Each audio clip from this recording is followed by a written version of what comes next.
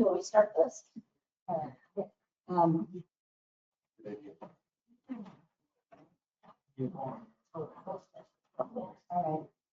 So I'll just say I, and then you say I, and then your names. Okay. So I, Sarah Hussein, I, Tricia Taylor, do solemnly swear to support the Constitution of the United States. Do solemnly swear to support the Constitution of the United States, the Constitution of the State of Minnesota, the Constitution of the State of Minnesota, and to discharge faithfully the duties of the office of planning commissioner, the duties of the office of planning commissioner of the city of Minnetrista, Minnesota, of the city of Minnetrista, Minnesota, to the best of my judgment and ability, to the best of my judgment and ability, so help me God. So help me God. All right, this one. I know this one. It's not me actually. And we'll have these for you later, or maybe next time for signing. Sounds good. But you're official. All right. Next item would be approval of the agenda. Do you have that put up on the screen? Motion to approve the agenda. Second. Moved in second. All in favor? Aye. Carried. Then item B, electing a chair for, and vice chair for 2026. A volunteer who would like to move into a powerful role. Well, I think. We don't know where he's at. He's coming tonight. He may want to continue as chair. Yeah, I move that we move this to the next public hearing for the next meeting. You can, yeah. I make a motion that we move this to the next. And Moved and seconded, we move the election of the officers to the next meeting in February. All in favor? And opposed? None? Okay, passes. now approval. All right. Now approval. Now approval of the Minutes. You did the agenda, didn't you already? No, Now we'll I didn't approve the do the, agenda. That's the I first didn't thing, do yeah. the agenda. Yeah, they Okay, did. we already voted on it. Yeah, you did vote on it. Yeah, well, you took care of that part.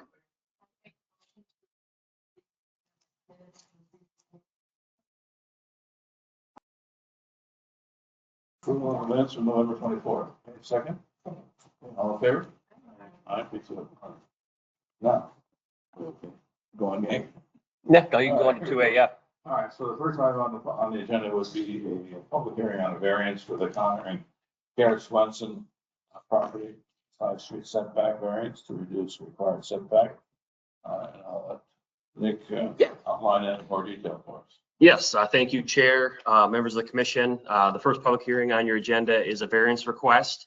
It is for street side setback. The required setback's 90 feet. The applicant is proposing to be at 52.7 feet. This is to accommodate an addition on the house of the already non-conforming structure. It's already at the 50-some foot from the street side. The addition will allow them to create a more functional living room, which the current structure does not have. It's an original 1900s farmhouse, a little bit of a different style than current architecture. So they're looking to add on and create a functional living room. In your staff report, I did outline the variance criteria for which to consider the variance against, and based on the information provided by the applicant, we do feel that this satisfies those criteria. So you can read those in more detail. If you have questions, feel free to ask me. Otherwise, we did send out notice. We did not get any written comment as part of the notice. That being said, I mean, it seems pretty straightforward from a staff perspective. The commission should hold the required public hearing, allow anyone here present to speak on the request. Once that has happened, close the hearing and then discuss amongst yourself as to whether or not you would approve or deny. The recommendation would be to approve, subject to the findings of fact and conditions outlined in your staff report. So if there are any questions, I'm here to answer those.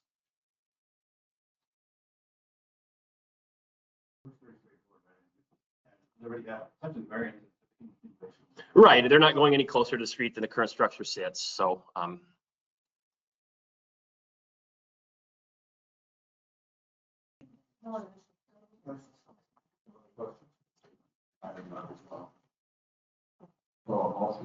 well, public hearing. Excuse me. Yeah. It's been a while. Jen's too.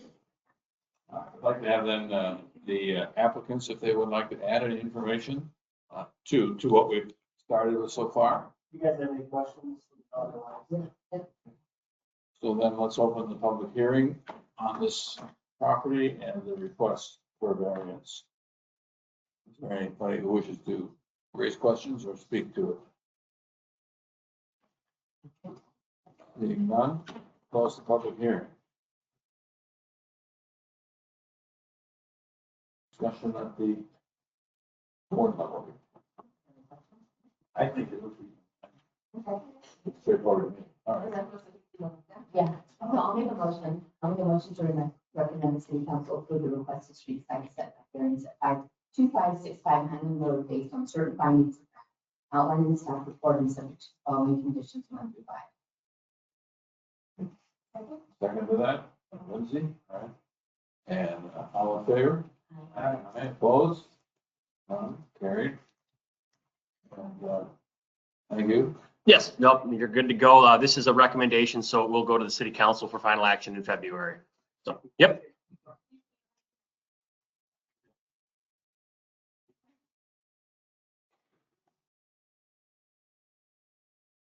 Next item. Comprehensive plan amendment, application of RV investments for a comprehensive plan amendment to change two lines of the 2040 comprehensive plan from permanent agriculture to residential low medium and expansion of the metropolitan urban services area for the property at 9400 Highway 7. Yes, thank you, Chair, members of the commission. The second public hearing on your agenda here is for a comprehensive plan amendment for a property along Highway 7 with address 9400. It's about a 68-acre gross parcel. The property owners have been working with a developer to possibly develop the site, and in order to facilitate development, we would need to change the long-term designation of the property from permanent ag to residential low medium, and also expand the utility service area to include these properties. So that is the request before you this evening. As the chair outlined, it would be a permanent agriculture to low medium is the request of the applicant. That'll help with the proposed concept, which I think is about 230 units, roughly about a 3.7 units per acre, which meets the expected guidelines of the Metropolitan Council at 3.5 units per acre. So yeah, with that being said, I mean, staff did notice the hearing. We did speak with a couple people, although they never submitted written comments, so we don't have any written comment here. Only those couple of phone calls. But with that being said, looking at the information in front of you, you should hold the required hearing. Give anyone present here the opportunity to speak on the request, and then close the hearing, and then discuss amongst yourself whether or not a recommendation regarding this comprehensive plan amendment makes sense for approval. Based on the information provided by the applicant, staff would say to make a motion to recommend the city council approve the comprehensive plan amendment at 9400 Highway 7 based on certain findings and subject to conditions. So I'm here if there's any questions amongst the commission. Otherwise, we certainly can have the hearing.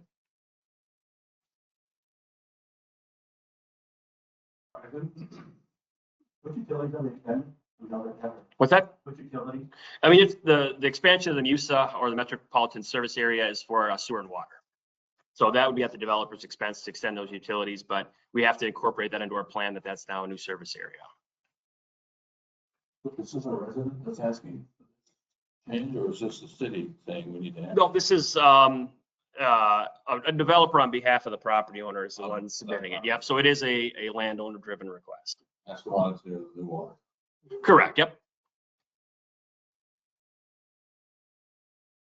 You go to the next map, or the first map.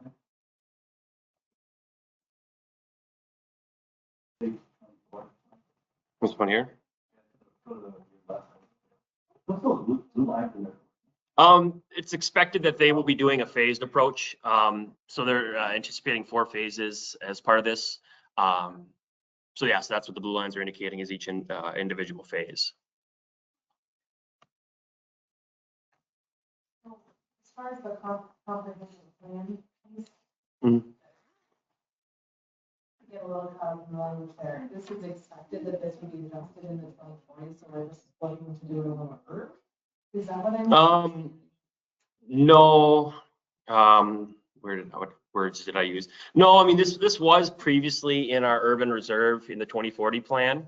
Sorry, the 2030 plan, I should say. When we updated for 2040, we did remove some areas around St. Bonnie from that urban reserve. So basically, I think that comment was in there to say at one point this was thought of as a possible urban area based on some of the shift we did in the 2040 plan, moving some of it east along Highway 7. There was some swapping and trading, so to speak.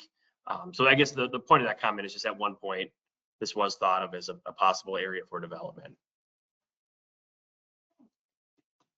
Where does this tie into with the requirements that the bank council will have as far as density cover? It meets it. Their guidelines are expected to be 3.5 and they're proposing at 3.7. So Okay, isn't there a plan that by a certain date, we have one bank council authority? well, I mean, we do a decennial update every 10 years. We update our plan. So this is in advance of our next update for 2050.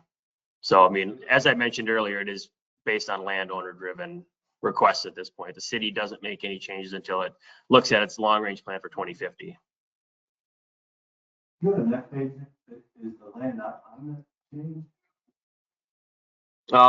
So the map there is that's our land use map, and you can see the new color in the bottom left hand corner here is what it would look like with the proposed amendment. My page.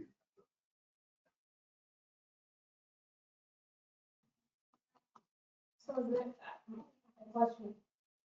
So the current areas that we have mapped, Mhm. that we're filling out east of here, Mm-hmm. are we seeing those built out at a rate that would make us think we need more land? I mean, it's basically, we're in a situation where we got to work with the landowners. So I mean, if there's areas that they're on, we're running out of current, yes, but You know, ask developers to come in and build that land out, and I just want to make sure that. well, yeah, I mean, obviously we've got, different landowners at stake and some are ready to sell and some aren't ready to sell. So, I mean, this is a case where the current landowner is interested in selling for development. So we kind of got to take it as it comes from a property owner standpoint. And we've done this before, moved from permanent agriculture to residential over the Have we done this before? Not recently. I don't have a recent example of that. But I mean, I'm sure at some point we have turned farmland into development. So I'd have to look at what the designations were prior to that. Woodland Cove. Yeah, there you go. Woodland Cove. Turtle Creek. Watershed? Everybody's got an answer to that. Mm-hmm. I just was curious about what's the threshold for when we decide that we're gonna let it go from permanent agriculture to residential? Just a request from the landowner. And yeah, I mean, is it Utilities, right? right? And this would be supported by the new water. By the new water treatment plant. There's a new treatment plant will be in the Woodland Cove neighborhood. Obviously, it's in close proximity to the new water tower. Yes. What's the proximity of this to the previous request we had last council meeting? It is west. So the other property was, basically at the Kings Point Road and Highway 7. This is basically on the west bounds of Minnetrista on Highway 7. Yeah, I don't know, about a half a mile or a mile. Sure. Mr. Chair, if I may, kind of put this into context. So these are properties that would most likely or could very foresee come into the MUSA within our next comp plan amendment. Currently, we are running out of units, and we're building, as you know, a very expensive water treatment plant. And bringing in more housing at this point will only help the city and will help those that are currently on city water. So this is what we have tried to do over the past 20-some years, whatever. We want a slow, methodical, slow growth, not an explosive growth, which both of these developments, the one that you were talking about previously, and this one, in the county. And this could then provide enough growth for the next, 5 to 10 years. So from that perspective, I'm fairly certain that the city engineers and the city council would probably be very much in favor of this. We are running out of units. As long as we keep up with the infrastructure with the water, that's always the biggest concern, obviously. And that has been, Yeah, exactly. and we have CPF. Build it first.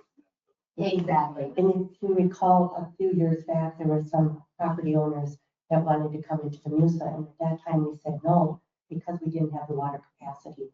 And now we're on the cusp of building a new water treatment plant, which should be done in about 2 years, which would then facilitate this. So we can now bring more into the MUSA. Again, we want to make sure that it's slow and manageable growth.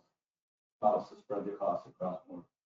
Exactly. And location's nice because it kind of fits in on the street, so. I don't know. 10 times 7. Is there any concern about traffic? Sorry. Well, so what will They'll happen? go through the highway, they'll go through the county. The access State. and everything, that has to go through the state. All that has to be approved by MinDOT. Oh. So that'll be part of the process. But they can't take that step until the MUSA is approved. I like it. I like it. So, It looks like, it's a nice blend of housing. it is. Public hearing, yeah. I don't hear it. I don't hear it. Yeah. I have any questions? There you go. We're all. Is there a public hearing on this or not? Mhm. Okay, so we'll have a public hearing on this amendment to the comprehensive plan. I'll open that public hearing. Start on one side. Pardon? Start on one side. Everybody on this side. Okay. That side, I guess. On that side, okay. So your name and your address, please. 9500 Highway 7, Watertown. My land is butting right up to it. I own part of the land that we're selling. So my land will. My concern is if. You want to tell me how to get this picture? Sure.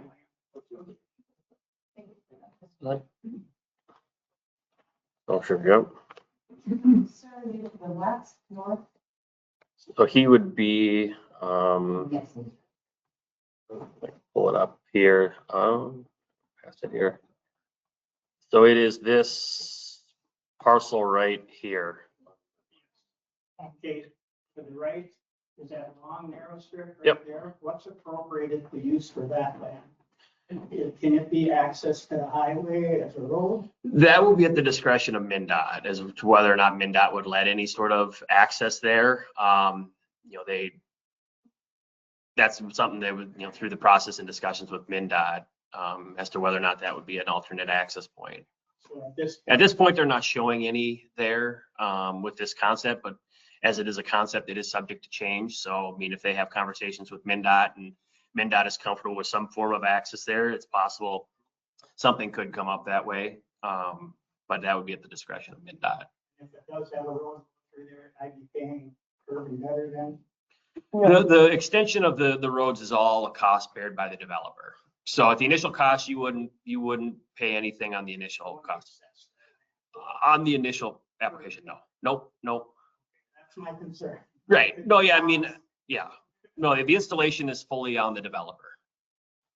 So is there any barrier to the site, the high side of what's developing there for me? On the line there, I have the north side. Yeah, I mean, as part of when they get to the preliminary plat, which would be the kind of the first formal subdivision plan, they will be required to put a landscaping plan together. At that point, we can evaluate what is being proposed, and you'll be given a notice for that hearing, so you certainly could make your opinions known, and we could work with you and the developer to come together on a landscape plan that would work. All the housing going around there that you see on my property. Mhm. Mhm. Ways around there. Yep. How high are those buildings? So. Are they single or double? So those are all townhomes as proposed. Maximum building height is 35 feet. So that would be the maximum it could be, and that's from average grade to average pitch of the roof. You know if the grade's gonna be dropped down to build on, but they did that on the other side, on highway. Sure. Based, Yeah, based on the information I have, I can't say how they might accommodate that. I don't know if our developer is here. He can maybe speak to what the thought process is there, but there isn't a grading plan with this concept, so I'm not sure how they will grade the site to facilitate the building locations. And that's something that would come with a preliminary plat, which again, you would be notified of. So you'd certainly be able to see that before something is approved from a platting standpoint. Has the land been sold? Is that final? Was it been sold or is it still in? I don't believe it's been sold. I believe there's a purchase agreement. I assume some level of approval is a condition of that purchase agreement. That here, What's that? the approval of the land to be sold to? We wouldn't get involved in the sale of the property, no. Any sort of subdivision plans, the city would review those. So like I said, the preliminary plat is the next subdivision plan you'd see, and the city does have to approve that. Thanks. Thank Hmm? you. Thank you. Any other questions on this development proposal? Scott Hazy, I'm Chair of Watertown Township. Question on most of the residents that are here together. I'm sorry, I missed that. That went too fast. Scott Hazy. Scott Hazy, and the address? 5590 Spoke Avenue, Mayor. Thank you. Thank you, Rob. Question that most people are here for, I think, in that corner over there are, we maintain Buck Lake Road, and if it comes up to Buck Lake Road, what are your plans for the road there too? On the left side there. Yeah, I guess as part of the development, the city's expectations is that would be improved to either the city or the township standards. But the landowner again would be paying the cost. The developer would be the one bearing that cost, yes. So up to the intersection, where they're coming off of is, I guess, where we would look at. Right, and you want to go beyond there to the northwest a little bit or not, or does that be right? I mean, that's maybe could be discussed, but I don't know initially that would be part of the plan. There would be a stop sign located right there. Yeah, I mean, it would be a three-way or, so I suppose some sort of traffic control would be there. And what's your timelines? I know you mentioned earlier, this, with Lisa there, that you would come back to go to council, then come back to mid-council. And what the timelines you think would start developing on this roughly? To start, it's hard to say. I mean, the comprehensive plan amendment process is potentially a 60, 120-day process just for that. And then to go through some preliminary plats, another 60 to 120 days. I mean, could something happen this fall? Possibly, but that assumes a lot of things moving quickly. But, I mean, it certainly could be a 4 to 6 month process. So we would talk again with Watertown Township and Mhm. you guys for the road there and stuff like that. Yeah, and I believe, we did give a notice to you guys. So we'll look for those comments by that deadline and certainly continue the conversation. Yep. Thank you. I got one more question. Sure. Every development has to have a park in it. I don't see a park in it. So yeah, the city, at some point it would go before its park board, and there is either the option to dedicate land or to take cash in lieu. So they would potentially be paying a fee for park dedication, and that would then go into the existing park system. Park not necessarily in there. Not necessarily, no. So either they pay a fee equivalent to the land or they donate the land. I could say at least recent practice has been to take that cash in lieu just to continue to maintain our existing system. Mhm. We moved out of steps, Sure. Sure. You never seen a park, so you don't know where it is. No, understood. I mean, that will be evaluated throughout the process as to whether or not a park here makes sense or if the cash in lieu makes sense. Again, this is just a concept, so it is subject to change. Yep. Any other questions or comments? Public hearing comments? Mark Ditch, 14175 102nd Street, Coleman. So is Minnetrista have any plans crossing over to Carbon County No, at all? no. Okay. Answer that. We like Carbon County. We're not gonna take it over. All right, any other questions, comments? What's going on? Morning, good afternoon. I'm sorry, name and address. I live down 5145 Buck Lake Road. Thank you. And I'm concerned, if you got that road that's coming onto Buck Lake Road, what's gonna happen to all the traffic that's gonna be on Highway 7? How is that gonna affect us as individuals on our Buck Lake Road? How much traffic are we gonna have? And Buck Lake Road on Highway 7 right there is already a hazardous because it goes from, it used to be 50 miles an hour, 55. Now they come over 60 and 65 miles an hour. And how are we ever gonna get on Highway 7? Then we've got all those traffic coming out onto Buck Lake Road right there, and then onto Highway 7. You can see Highway 7 Generally is don't right do there traffic study. on the grade. That's what's affecting us. Understandable concern. So- Yeah, I mean, as part of the process, like we said, I mean, it's Highway 7, so it's the state's jurisdiction. So I'm sure as part of their permitting for any sort of access or modification to an existing access, they would look for some sort of traffic information to understand what's going in, what's coming out, and what traffic measures make the most sense based on those traffic levels. You know, whether there's turn lanes in and out, if there's any sort of. Do you know what that looks like? It comes up the highway and comes up to a peak right there, right Right. there. Mm. And to put a roundabout or anything there, that is a very, very bad. And that's what really concerns me. Where's gonna be another exit to get out of there? That's gonna be a safer one for everybody. That, I'm not going at this point in time. okay, that's But what that concerns is me. It's Another discussion point further down the road. It's a lot of housing to come out on Highway 7 right at that point. And so that's very, my big concern. It's an understandable concern. Mhm. Anybody else on this item? Thank you, sir. Name and address, please. First off here, 9492 Pleasant, right across. You mentioned the waters. How is that gonna affect our water? Is the water gonna go down for our costs? Are you a Minnetrista resident that is currently, Right across from you. okay, so you're in Hunter's Crest? Yep. Yeah. So, it should, but not necessarily, but more housing that are on our current water system will dissipate the cost more. So, Spread the capital cost. right, it'll spread the capital cost out.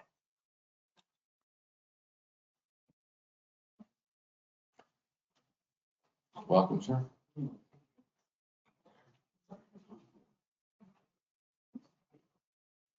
Hi, my name is Jim Kang, 516 Pheasant Crossing, Minnetrista, Minnesota. I would say that just overall, I guess I'm not necessarily opposed to this. I guess I'm opposed to general development altogether. Just because I think we all live in Minnetrista for a lot, we all have our reasons for living here and why we like it here. And one of the biggest reasons I like it here is because it has a rural feel. There's a lot of open space, there's a lot of wildlife. That's a big thing for me. And seeing this development slowly creeping in, honestly, it's sad for me. And I'm just speaking for myself, right? This is how I feel about it. I'm not speaking for anybody else. But yeah, it saddens me a little bit to see this happening. Maybe it's inevitable, right? It doesn't have to be. So you look east and it seems like every square inch of open available land is being developed. And I just hope that as you guys consider these proposed developments down the road, that we're also thinking about open space and parks. Because yeah, I don't want to see every square inch get developed, so. That's all I have. Thank you. Lisa, can you speak to the Met Council and how that affects funding for high density versus the agricultural land we have? So Met Council doesn't give us funding. However, they do require, so again, we're on the cusp of having to update our current comprehensive plan. And what they do is they give us a certain number of units that we have to provide. In other words, they say, okay, you're on the hook for, let's say, 1,000 units. Okay, so then we have to figure out, okay, and then they say whatever density you do is going to have to be 3.5. That's the minimum. So they give us densities and they give us a number of units that we have to absorb. So then we look at the map and we say, okay, how can we accommodate that and still try and keep, as this gentleman just mentioned, as much open space and rural quality feel that we like here in Minnetrista. So we do have to do something. And so what we've been trying to do over the years is we've been trying to have all of the development along Highway 7. Keep in mind, Minnetrista is 32 square miles. And of that area that we only have about 1/3 at the most that's developed. The rest is still rural and small 10-acre, 5-acre lots. So I don't foresee this development or the other one along Highway 7 changing the feel to the north a lot. That's really going to remain very much similar. But the other thing to consider is within the next year and a half, we'll probably be starting this either the end of this year or next year, the update of a comprehensive plan. We have to look and see, okay, where are we going to put these units? These two lots or these two areas that we're now incorporating are really a good place to put them. So we're just kind of upping the timeline a little tiny bit, if that helps. So I think, forgive me if I'm incorrect, but at the last meeting, we had Med Council was brought up, and I thought it was tied to funding and or was there a penalty if we don't do it? What is the requirement besides revenue for the city? No, we don't get revenue from Med Council. No, from the increase in housing. No, so it's kind of it's not really accurate. Revenue from the new developments, basically whatever the city's levy is then spread out over more housing units. So if our levy is 7 million and it's spread out over 3,500 properties, and now there's 4,000 properties, it's just spread out more. So we have to set our budget and we set our levy depending on what our needs are. And the more housing and units that we have, it's just spread out over more of those units, if that makes sense. But we don't get money from the Met Council. Is that because we're not under the Met Council's rule right now, or? We are under the Met Council. Yes, we are. Trying to understand why I was confused last meeting that the Met Council had some control over the density or the location or how much high density housing we need. Got to decide where They give us a the number. density was versus them coming in and being a figure over what the density was. Yeah. So it was, we liked that it was our choice and our residents were making the decisions, and I could be totally wrong. We didn't know. That's, But we Yeah. liked having the people who live here have more control over them. So we have to go to, if you have a problem with this, what I'm trying to get at, if you have an issue with what the Met Council is displaying, just be clear over on them to try to change how the Met Council sets these requirements. So- That's the correct way to try to address these things. and so the way, and I think Commissioner Lindsay, you were correct. The way this works is the Met Council gives us a certain number of housing units and a certain number of density. So what we can do is we can say, okay, on this property, we're going to do 12 units an acre. And on this property, we're only going to do 2 units an acre, as long as it averages out to 3.5 units. And that's what we did at the last comprehensive plan. If you recall the Hunter's Pass. Hunter's Pass, that's I think 12 units. I think it's 12 units an acre. But yet because we did that there, we were able to do less density elsewhere. And so that's what we'll be looking at with the new comprehensive plan update. I understand the density and Yeah. mismatch, but I think that the main question is the Met Council directing. Exactly. Yeah, this is, I think if Minnetrista had our druthers, we would probably try and do less density, of course, and more open space. So, but unfortunately, the Met Council has authority over density and housing. And that's because they provide services. The only service they Sewer. provide out here is sewer. Yeah, that's right. Yeah. Not nothing. Right. Highway 7 is probably the best place to do it. So. That's- They did a huge upgrade. Yeah, let's hope so. It is. Any other comments for public hearing? I do, I have it's from 5145 Buck Lake Road, and I'm concerned with the tower you got there. Why would you ever put a water tower where there wasn't a water aquifer underneath it? My well is 160 feet deep, and where's the plans of putting a well for that tower? The wells, It's been a difficult journey. There's no water aquifer underneath that tower. The tower is for storage only, so you pump the water into the tower. So what is the next well gonna be? So the two new wells that we're drilling are in the Woodland Cove development. And they're gonna be right next to the new water treatment plant that we're building out there. Yeah, my property is the whole west line of that. Yeah. Building right there. And we're not tapping into the aquifers or groundwater in your area that we haven't already done so. So there's wells in the Hunter's Crest development, and those wells are also part of our whole system. So there'll be no wells on that side, north side. There's none that are planned right now. Mhm. So we pump the water over by Woodland Cove, we pump it into the treatment plants, and then it's pumped into the pipes. And some of it goes into that water tower by you, some of it goes into another water tower. Why would they ever put a tower up? Without a well underneath? It's Why it's would for, they- okay, if you want to get into engineering, we can, but I'm going to be very, very high level on this, okay? The water towers are really for fire protection. That's the primary reason you have water towers. It gives you the pressure that you need in order to fight house fires, okay, or fires.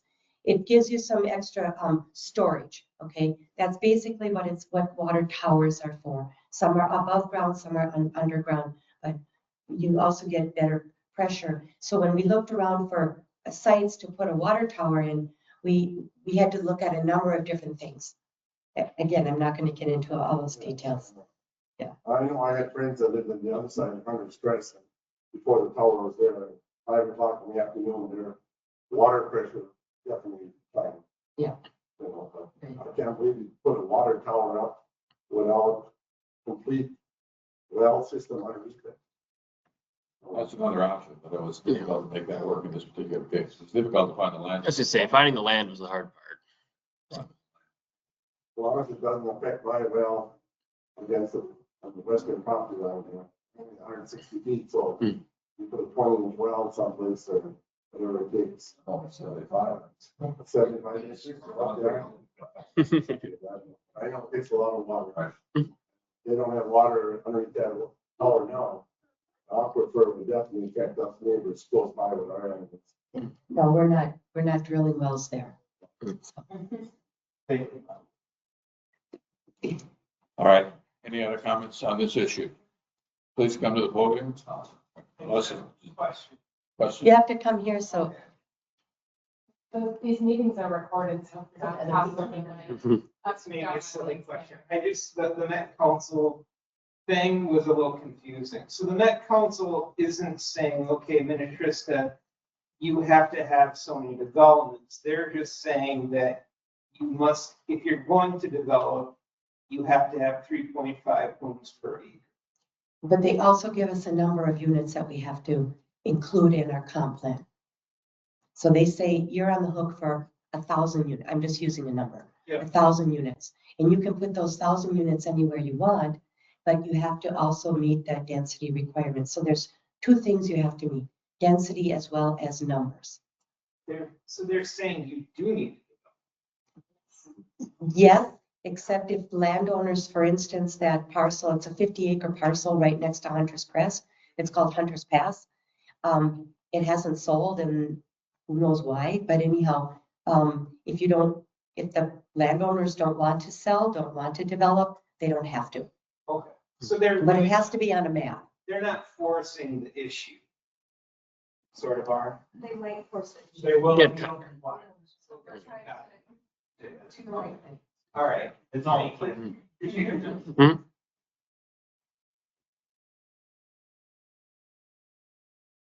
All right, take other comments. We're going to close the public hearing. One more? Good evening, I'm John Anderson, I'm with the developer, Randall Anderson Homes, and we're representing the landowner who's selling property to us. And I'll kind of answer a few of the things that came up here tonight. We do have a contract to purchase the land, there's some contingencies from approvals, things like that, I need all that.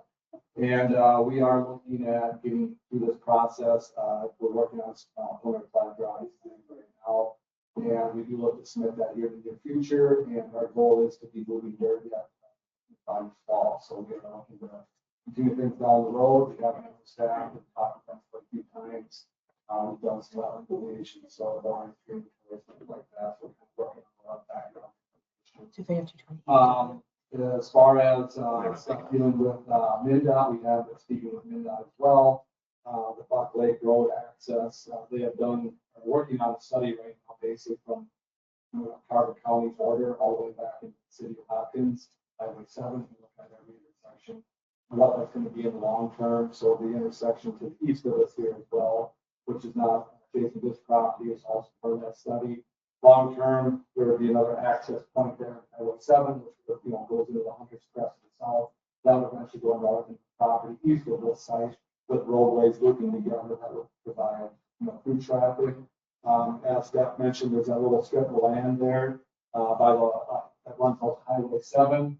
There has been some discussion about a temporary roadway into the project for a secondary access that would eventually go away long term when the property to the east would long term develop. It would be more temporary nature. That hasn't been agreed upon by MnDOT. It's even required. So that's something that hasn't looked at. We are going to. Could you explain the road into Hunters Crest? So if you look to the east on there, there's a roadway going south, right where that arrow is.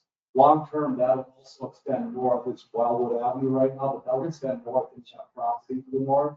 Whenever that landlord decides to sell and that property will develop, those roadways will then tie into our project. You can see we still have a few roads to the east property line, and that would get through routes to have Buck Lake Road. You come in and go back to the east and go out by Wildwood there. So there is being up there that we discussed. Obviously, it's landlord owner driven that we were mentioning earlier.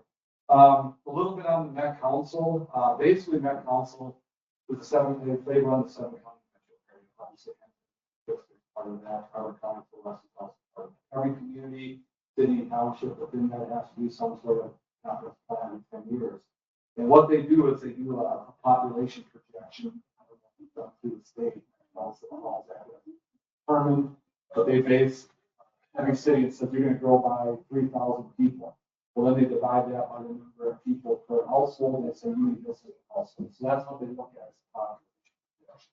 And they do say you have to accommodate that and use it. Now, if no landowner sell it in the next 20 years, no growth is probably going to happen. But typically, like there are landowners that will sell, and in this case, that's what's happening here. And it's ready to sell. And just so you know, this landowner did sell the city for the water tower. That was from his property previously. And since they sold that, and now this has been a few years there, sell his property and go from there. So Met Council does control that, and as staff said, if you need 1,000 households, the city gets kind of pick where they go, but you do have to meet that density requirement from an overall standpoint. Some could be higher, some could be lower. Ours has a kind of a mixture with higher density, south towards Highway 7, the single family homes, higher price point homes with large impact like trees, that. So that's kind of what's going on there. We do meet that 3.5 unit requirement, which is I think the next go around density requirement, which will make it also happy. As far as a couple other quick items, I kind of touched on that strip of land and that adjacent property owner down there. Yeah, we will be submitting a landscape plan. We do plan on having some screening, trees, things like that, some areas. Specifics haven't been officially determined yet, but that's in the process to be worked on. There would be no adjacent property cost, any screening and roadways and trails that would be accessible to any neighboring properties or other residents of the city. That would all be something driven by our development that would take place part of our development. The townhomes on the south end, somebody did mention, ask about that. At this time, we are planning to do 2-story townhomes in that area. We also have a single level product, but at this point, storage development. 2-story would be around 25, 30 feet. Yeah, somewhere in that ballpark. But certainly well within. Correct. Yeah, everything would be under 35 feet. And we would be bringing in, all sample elevation.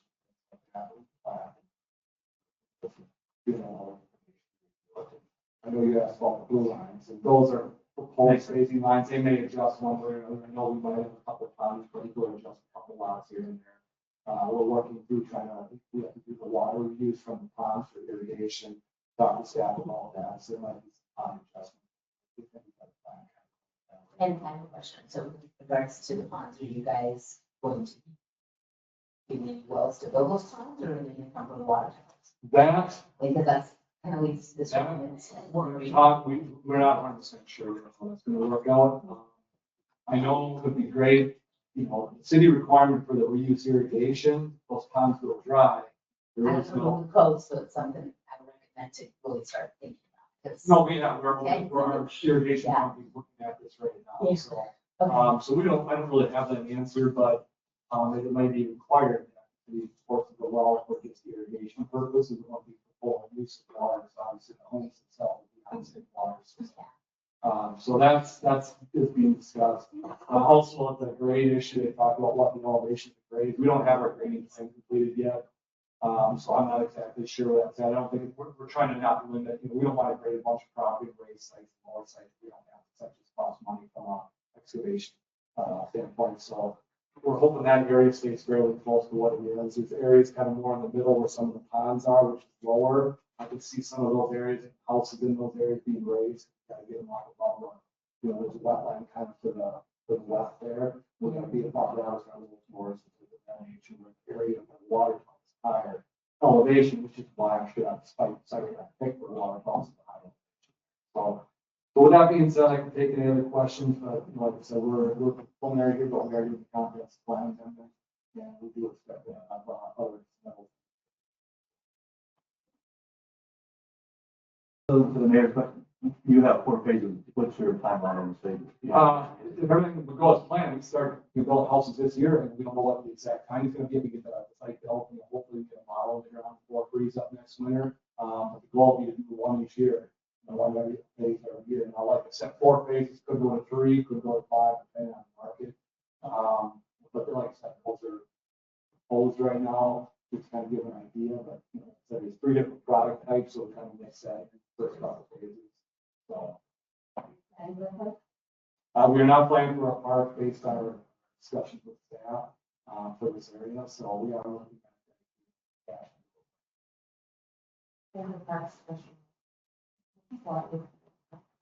It is gonna go into.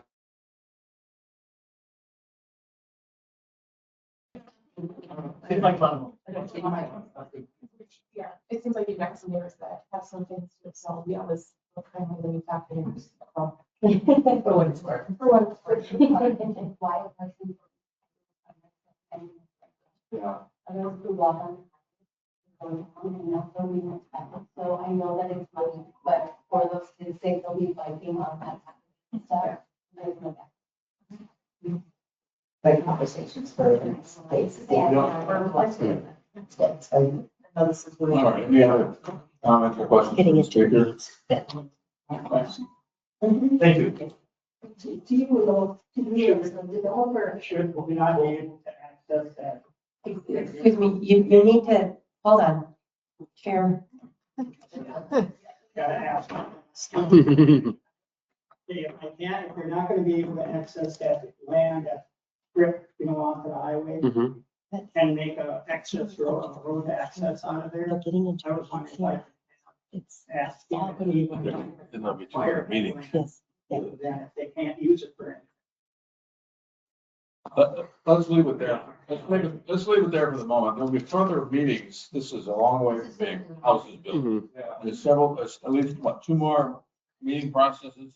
Well, there's this comprehensive plan, then there's a preliminary plat, which will have a hearing, another meeting here with the planning commission, and then it'll go to the council for final approval. So there is a couple of phases of meetings. So there'll be more specific drawings and landscaping issues to review down the road, so we've got all that to consider. We're just looking at the preliminary layout as concept at this point in time, is that right? And so as it moves along, you guys can continue to come to these meetings. And they always, okay, no, and it's always on the website. So you'll know when the meetings are. Yeah, the Developments and talk about your concerns or questions. yes, the preliminary plat does require a hearing, so it does get a notice sent out. So that meeting will be noticed. Otherwise, all meeting, right, that probably happened at the same meeting. You all can have a big old conversation about Where are you having all that traffic? Yeah. Let's have that conversation in the hallway. Seriously, let's, Sign this off, where is all this traffic, where is all this traffic coming from, where are they getting onto the highway? we're not signing it off tonight. There'll be a further meeting later that looks at landscaping, road access. All of that. So just to be clear, tonight, all the commission is doing, getting input from all of you folks, and they'll be making a recommendation to the city council as to whether or not to bring this property into the MUSA, to the Metropolitan Serviced Urban Area. That means, are we okay with bringing this property into the with utilities, sewer and water? That's really all we're doing here tonight. The developer has added an extra bonus, if you will, by providing a preliminary sketch plan. I'll call it a sketch plan. And it's very, very high level at this point. Think about it as 10,000 feet up, okay? All of the details, how big the stormwater ponds are going to be, how they're going to be filled, where the roads are going to be, what the access to Highway 7 is going to be, how that's going to look, where it's going to be. All of those details will be ironed out in the future. So tonight, all we're doing is, does the commission feel this is appropriate time to bring this property into the MUSA? That's really all we're doing tonight. The other thing is a bonus. I explained it to my husband that we're just saying, does the development belong here? Yes, sir. Yeah, That's it. Nothing else. all the rest, you guys will have plenty of time to weigh in, for sure. And support that. Still, once the development's there, it still needs roads to come out. Of course. It's. No, no. How big and where? Yeah. I found the Highway 7 information on their website very interesting, on the research that they have been conducting in the traffic studies. I thought that was very helpful, so I would recommend searching that direction because they have more authority or jurisdiction over those things than we. Because I personally have friends that from St. Bonnie to down Buck Lake Road, and they won't even go back to Buck Lake Road.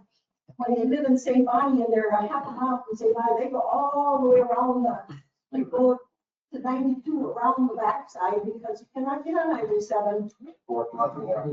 So they definitely have something to get onto the highway. When we can't just say that'll come later. Well, if there's anybody else. You have a road system. Ma'am, we've made your point. Is there anybody else, anything that's different than we've heard so far? No other information? Questions? All right. Close the public hearing. Thank you. Thank you all for coming out. Well, Now we need to vote. Thank you. Thank you for coming. yes, commission should obviously still discuss this if you wish before you make a recommendation. So just because the hearing's closed doesn't mean you've acted on the item. Further discussion. Well, I just would say that now that I understand that this makes sense with how we're building things out and is in alignment with the comprehensive plan. Those were just my big questions. If it was a fit with the comp plan or not, and it seems to be, and I like that it's obviously where we're trying to start. That's right. That's the whole thing. I mean, it's kind of. When you buy on the highway, you can expect that to happen eventually. Yes, So we're having the mic. Thank you. Thank you.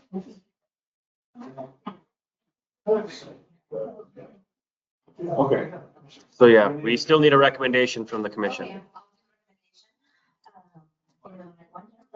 I motion to recommend the city council approve the requested comprehensive plan amendment 9400 State Highway 7 based on certain findings of fact outlined in the staff report and subject to the following conditions, 1 through 2. Second to that? Second. Lindsay? All in favor? Aye. Opposed? None. Carried. All right. Right. Yes, obviously this is a recommendation. We'll forward it to the city council in February. You know that date? It'll probably be February 18th, because we need to have at least 4 council members at the meeting, so it'll probably be February 18th. All right, moving on. The last item on C, interim use permits, application permit. From County Gillespie calling for an interim use permit to operate a boat repair and outdoor commercial boat storage business at 1195 Sunnyfield Road in the agricultural zoning district. Who did that address that location? Maybe I'll start real quick and then I'll hand it over to Nick here. So the reason this is, I got a couple calls saying, how come this is here before us yet again? The reason this is here is because the city was in a court. Yes, and the court ordered mediation. And so we went to mediation back in June, and the ultimate or the end result of that was that the mediator said, well, the Gillespie should have an opportunity to apply for an IUP. And so they had until February to apply for the IUP. And so here we are again with an application from the Gillespie Cones for an IUP for a boat storage. I think it's different, if I'm not mistaken, I think it was a CUP before. And the difference, of course, is an IUP runs with the owners versus the land.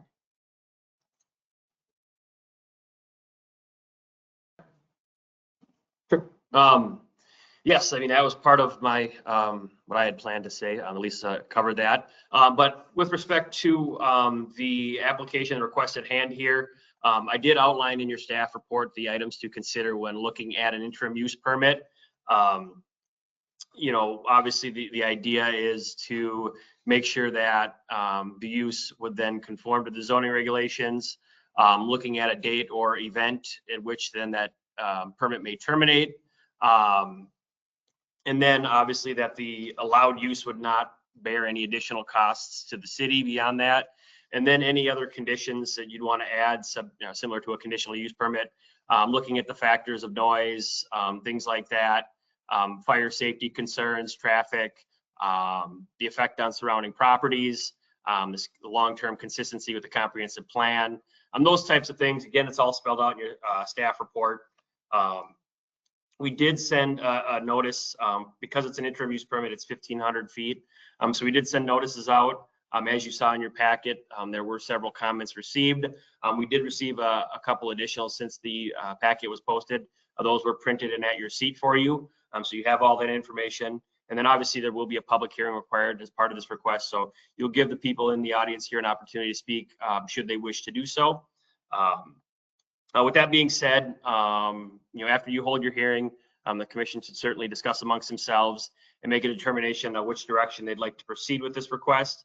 There would be two options. You would be looking either to make a motion to the city council to recommend approval of the interim use permit. You'd have to establish findings and potentially attach conditions to that should there be concerns raised, or it would be a motion to recommend the city council deny the application request here. Should you do so, again, establishing findings as to why the request should be denied. So that being said, I think we got quite a bit of people here. It probably makes sense to get into the hearing and allow those present that wish the opportunity to speak. And once we do so, close the hearing, and then, like I said, discuss amongst yourself as to which direction you'd like to proceed. Okay, so that will open the public hearing. So would the applicants want to speak first? Or do you want to? All right, I can wait. You can wait. Questions, Okay. maybe like we're not through. So as questions that are raised, you can answer. Thank you. Yeah, name and address, please. I'm going to refer you to these.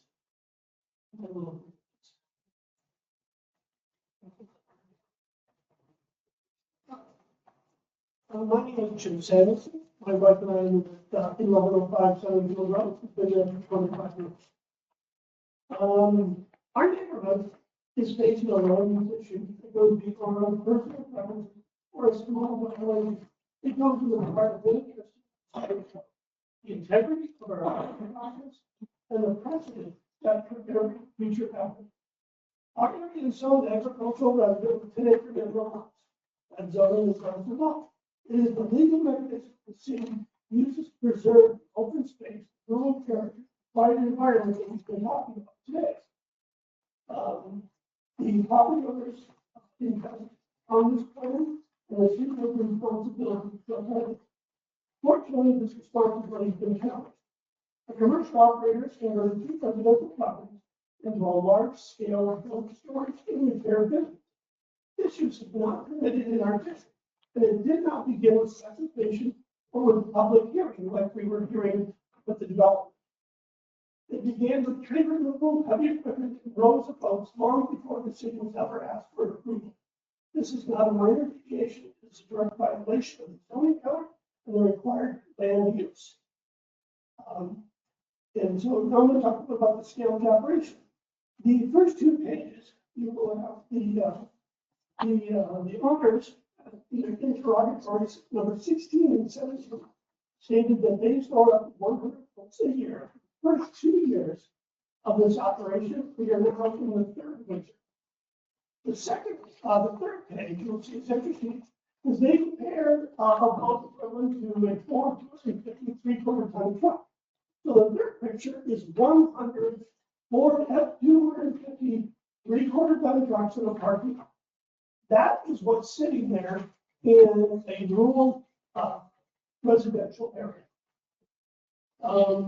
Now, I also want to bring up that remind us everybody, for entering these permits, the city must be able to rely on accurate information. Yet several statements have been conflicting with observable facts. Noise. They claim in the application that there is none. Yet noise has increased significantly. Environmental impact. They claim none. Yet they handle fuels, oils, hydraulic fluids, and a number of chemicals needed for boat repairs, winter preparation, and spring preparation.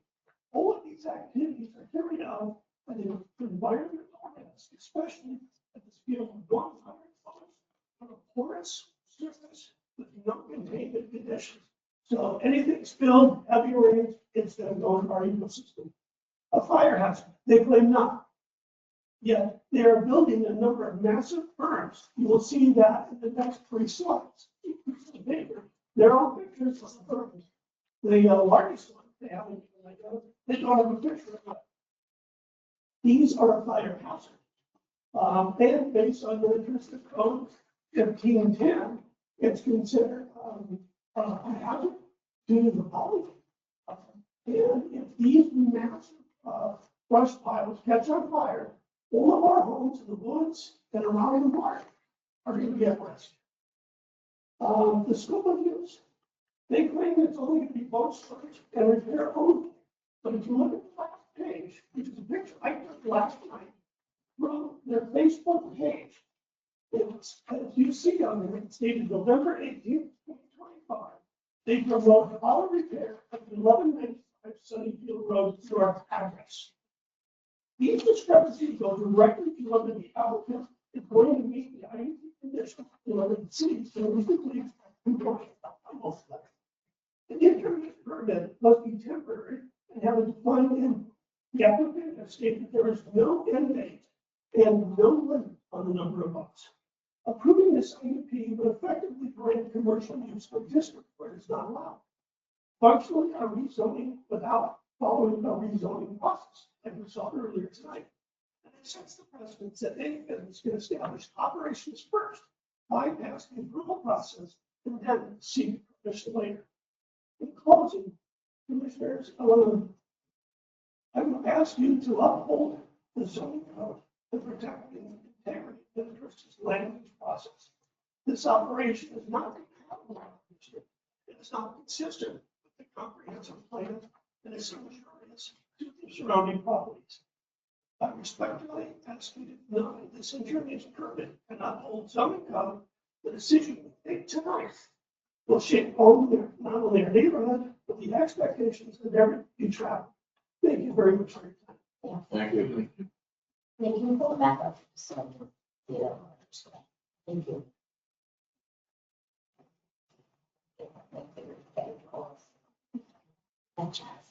Any other speakers?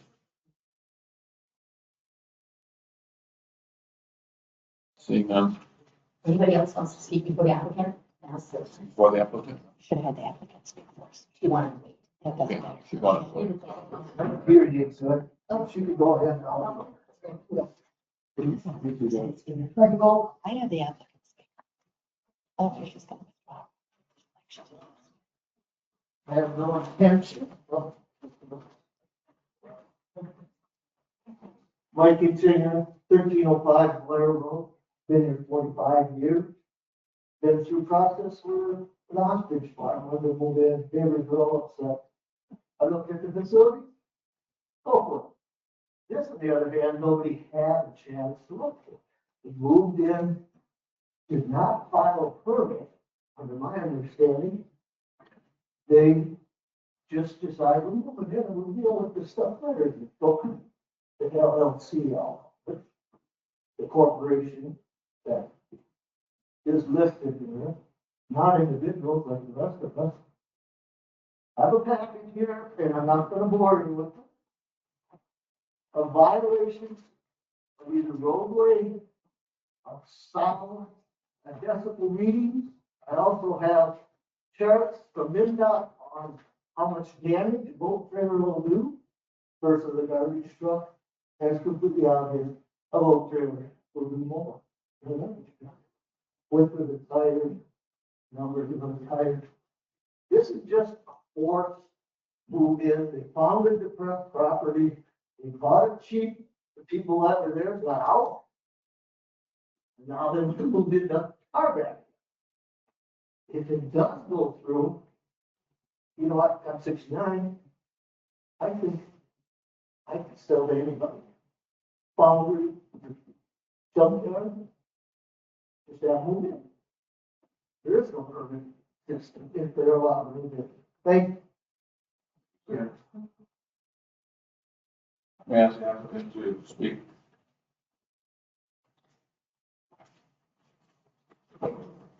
You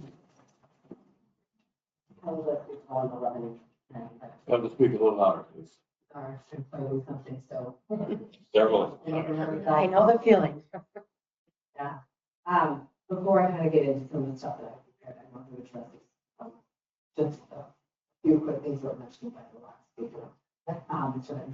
Who do far in advance? Please, post personal funds for this fund, we move far in advance.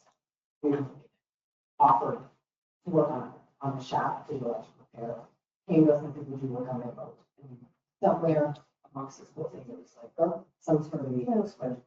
So I don't, if we did not buy this cheap, I'm going to tell you that, we did not buy this cheap. So I just want to make sure that all of that tax and those things is out. I'm going to try to go through this.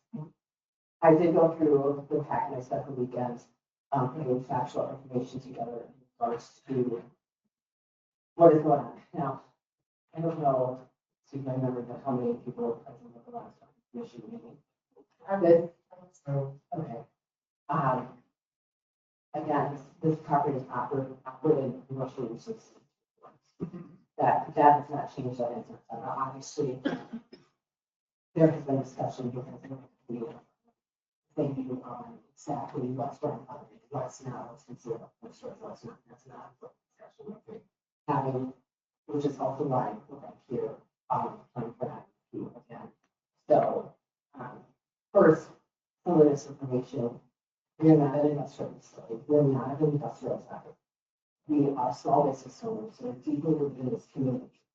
And frankly, we're just trying to get by at this point in time. If you look at small business, owners are according to the SBA and web. So, so strike the American Beach Road, some big facility with the program, but I'm separate in process. I do real estate. We have this. We're trying to have low incomes. I'm advised my professionals. Yeah, we have lots of it to do this, and that's why we do it. There's nothing to hide. I'm just trying to protect my family. So we started with nothing, and like I said, we're just trying to find future for young boys. Saying that we're actually people, absolutely not. We're deeply rooted in this community. In fact, back in the '09, after we started this time, equipment, donations, I can't even begin to fathom what we put in this community. And I'm not even sure if there's something that we put in.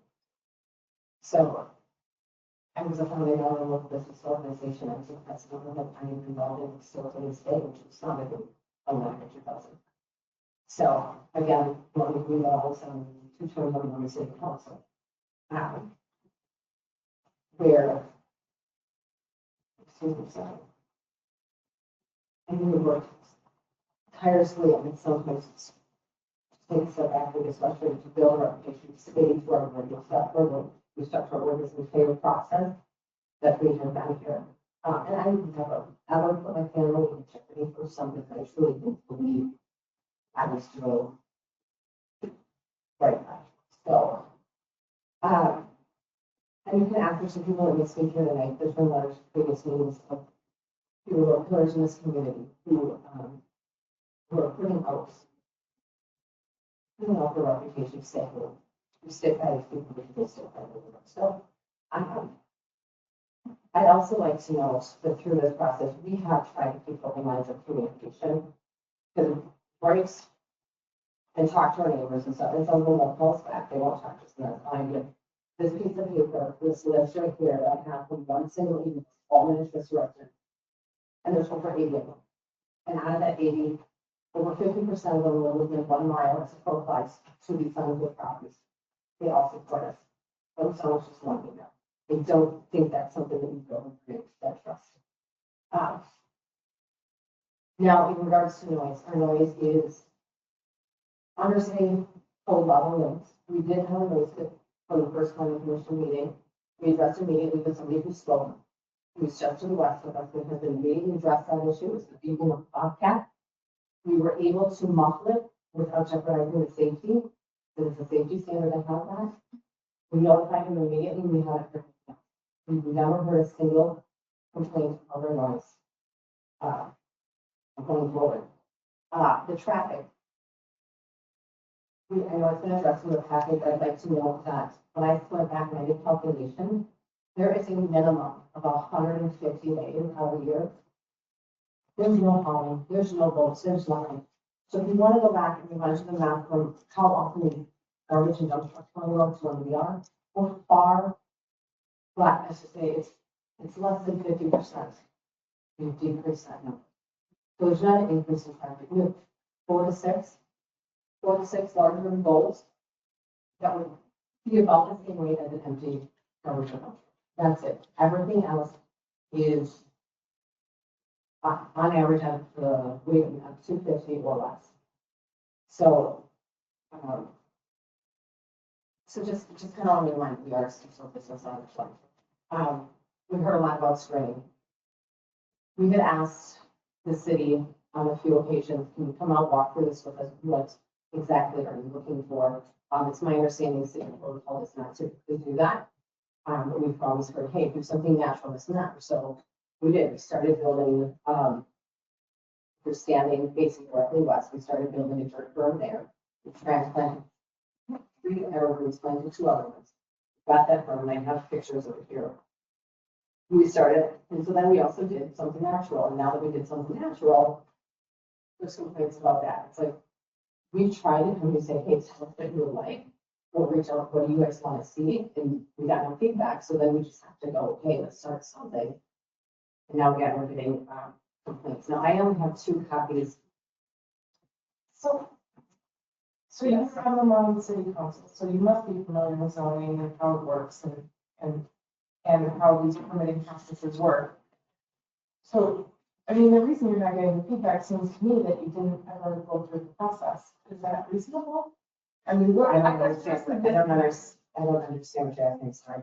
So like when we just had this hearing, right? And we got lots of feedback that's when we get the feedback from the residents and from us, and then later from the city council on what kind of berms and what, like, it's all kind of happening backwards. So I think that's might be part of the I problem. don't think I would agree with that, but I understand what you're saying. I understand. And remember, if I remember correctly, I think that when you purchased the property, it was already zoned.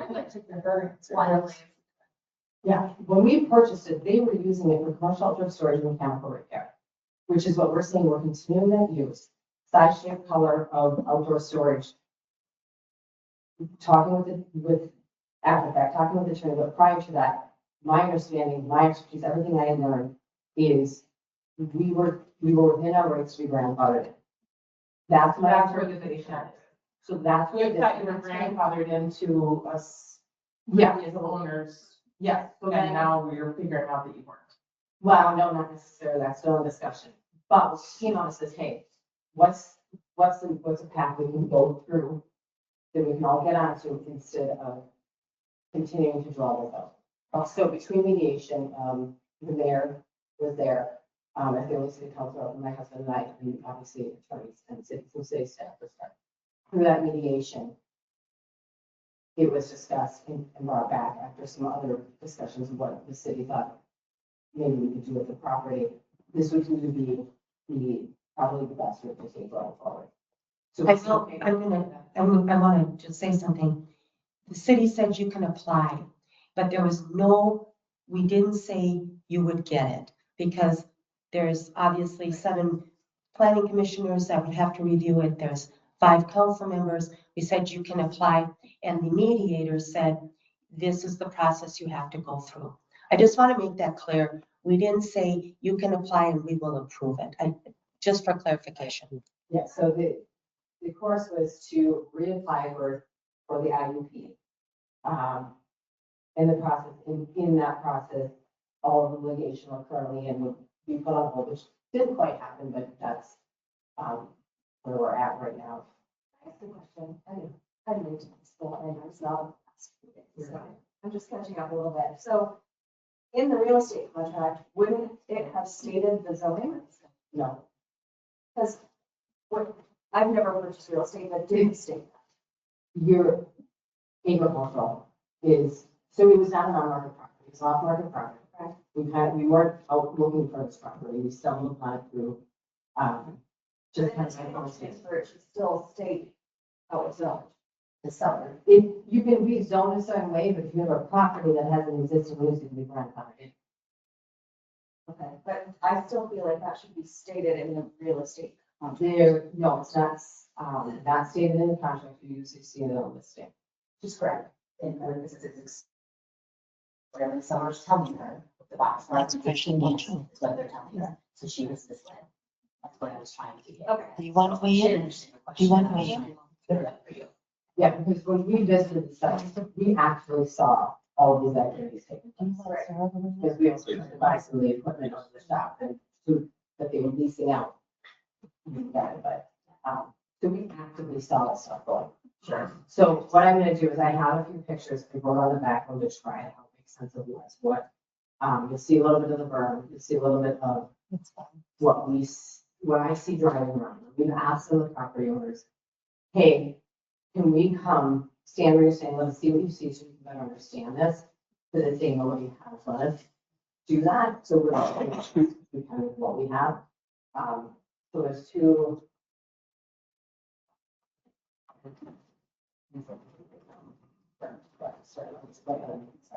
There's 2, they're the same thing, they're just 2 copies of the.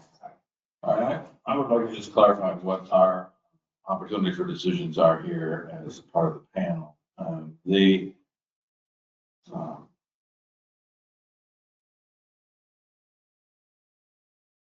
property was purchased, and I would have thought that that would have triggered a review of the permits that were necessary for the business, and what would be required for a business property in this area. Do you have some comment on that, Sarah? Mr. Chair, members of the Planning Commission. I mean, typically, I think you kind of saw it in the last application when the developer got up and spoke. And he said, we're waiting to make sure we have all our land use approvals before we go through with the purchase of the property.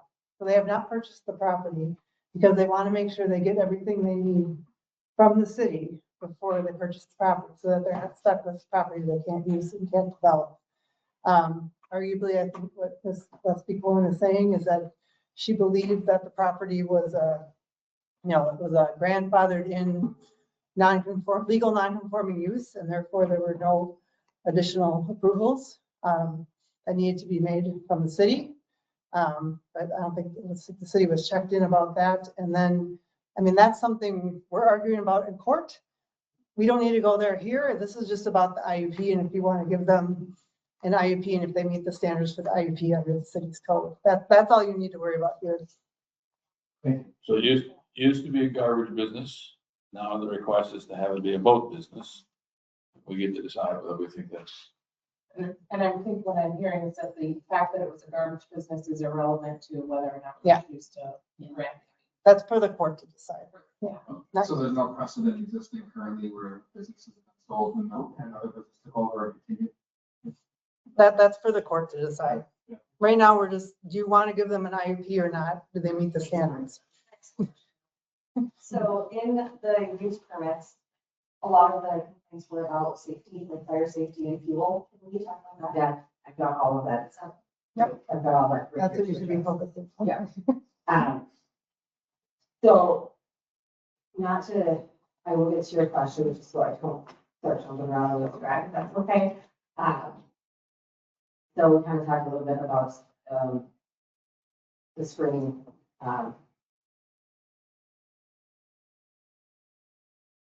there was also a statement made that use of like the zone for agricultural district, which is just actually incorrect.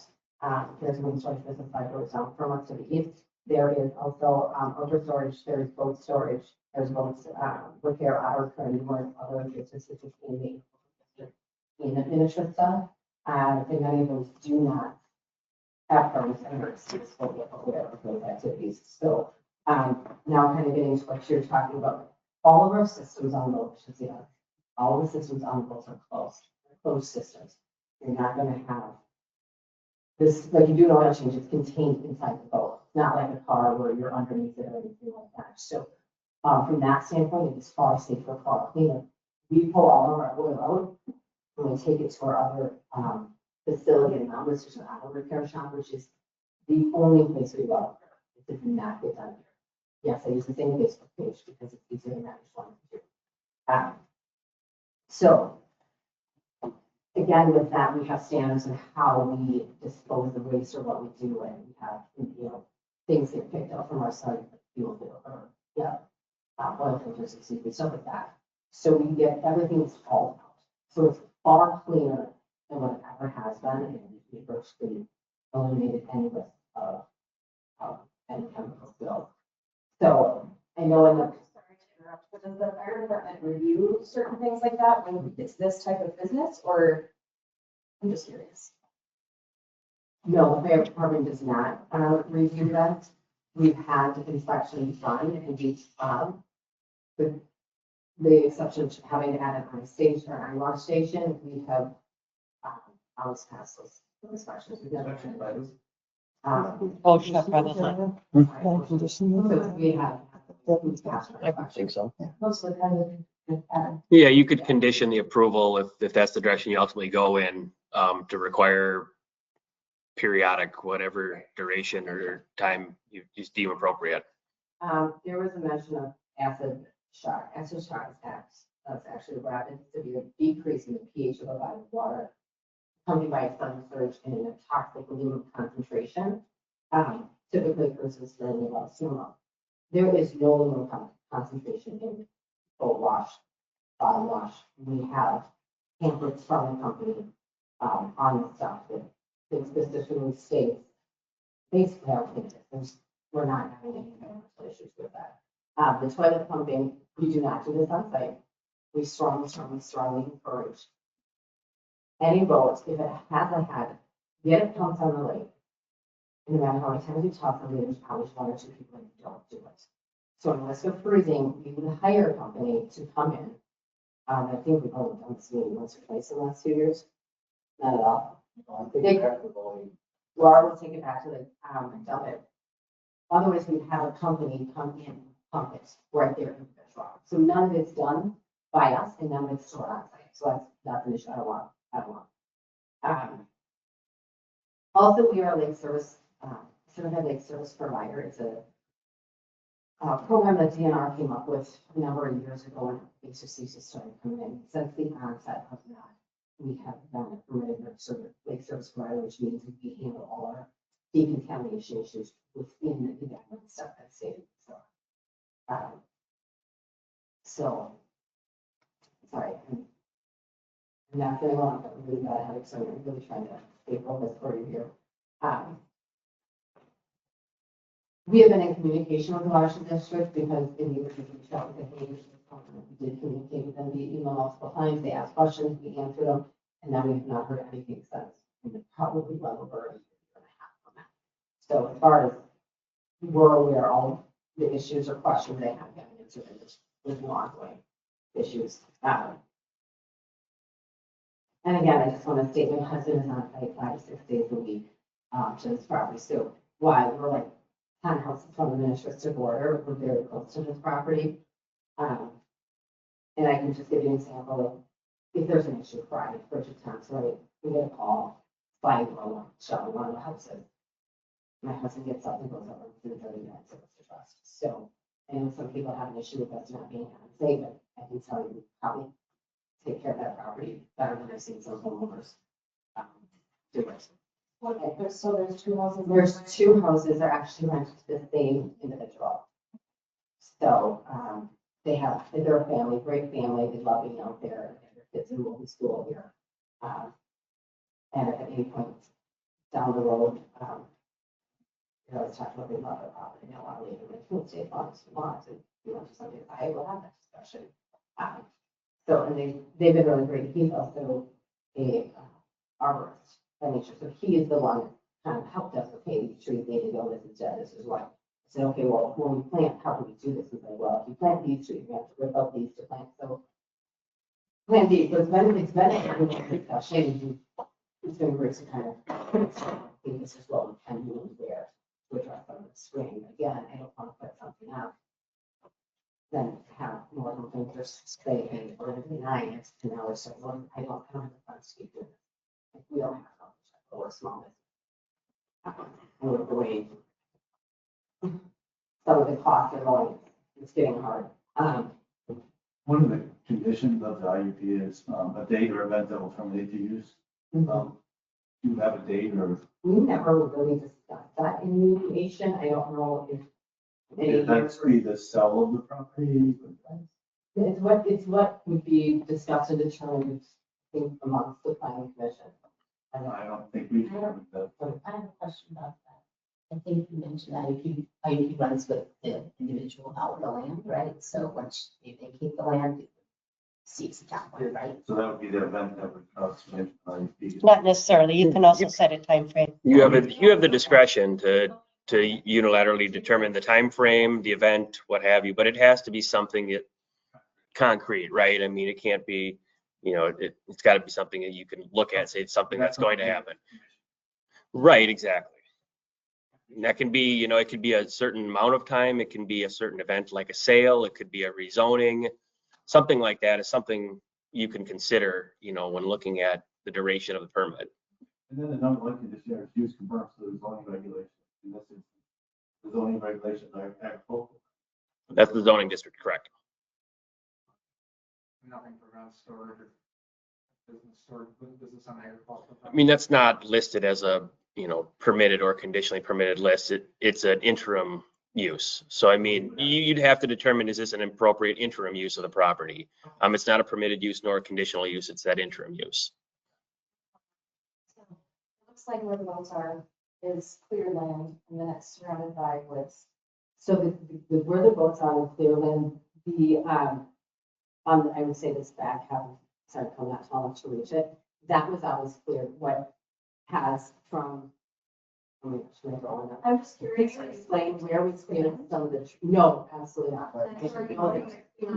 No, we don't want to, this is it. No, I know. You are the spouse, I'm Steve Coleman. also the owner. Yes, but I can point some of these out because I know she's. No, I was just curious if we're taking out more trees. No, absolutely not. And really, the only trees that were taken out was this area where you see, and it's all buckthorn, it's all basically the garbage when we got there, it's been gone. The Bukowiaks had a garden up there that kind of grew everything, and it was great, but that really wasn't something we were looking to continue farming, gardening, or however. So that's pretty much the only removal of anything that was there. It was basically buckthorn and junk and a lot of things. So, and the rest is just, and she's talking about the renters, he's an arborist, he went and spent his own money to treat the ash borer trees. But we need to have this be recorded if this is testimony. So he spent his own money for no reason to treat the trees, and I would not done that, but he used his own dime, so, yeah, I mean, I fault him on what should go and what shouldn't go on. That's it. Yeah, sorry. Because I had a dumpster that didn't get hauled away from the previous owner, so I drove by there many times during this. So just coincidentally. Anyway, when something like this happens, it seems like there might have been some waste that needed to be disposed of, like questionable liquids and things that might have existed on from the previous business. Do we have to worry about any of those things in the transfer of this or the remediation of these Seepage from things? garbage trucks, you think? Or like oil or, I mean, We never, yeah, we never cleaned up any oils or liquids out of there that we saw. I will say they did a pretty good job cleaning out themselves before they finally left, I should say. It is noted in the packet, because you guys, we stumbled upon some things and we're like, oh, awesome. So we spent a tremendous amount of time and energy doing cleaning that to the best of our ability, or what we saw. And my husband was more present for that, so we enjoy our horses that really be killing the house. Yeah, no, we actually, speaking of those, we've actually contacted Minnesota DNR, they've been out walking the property with us.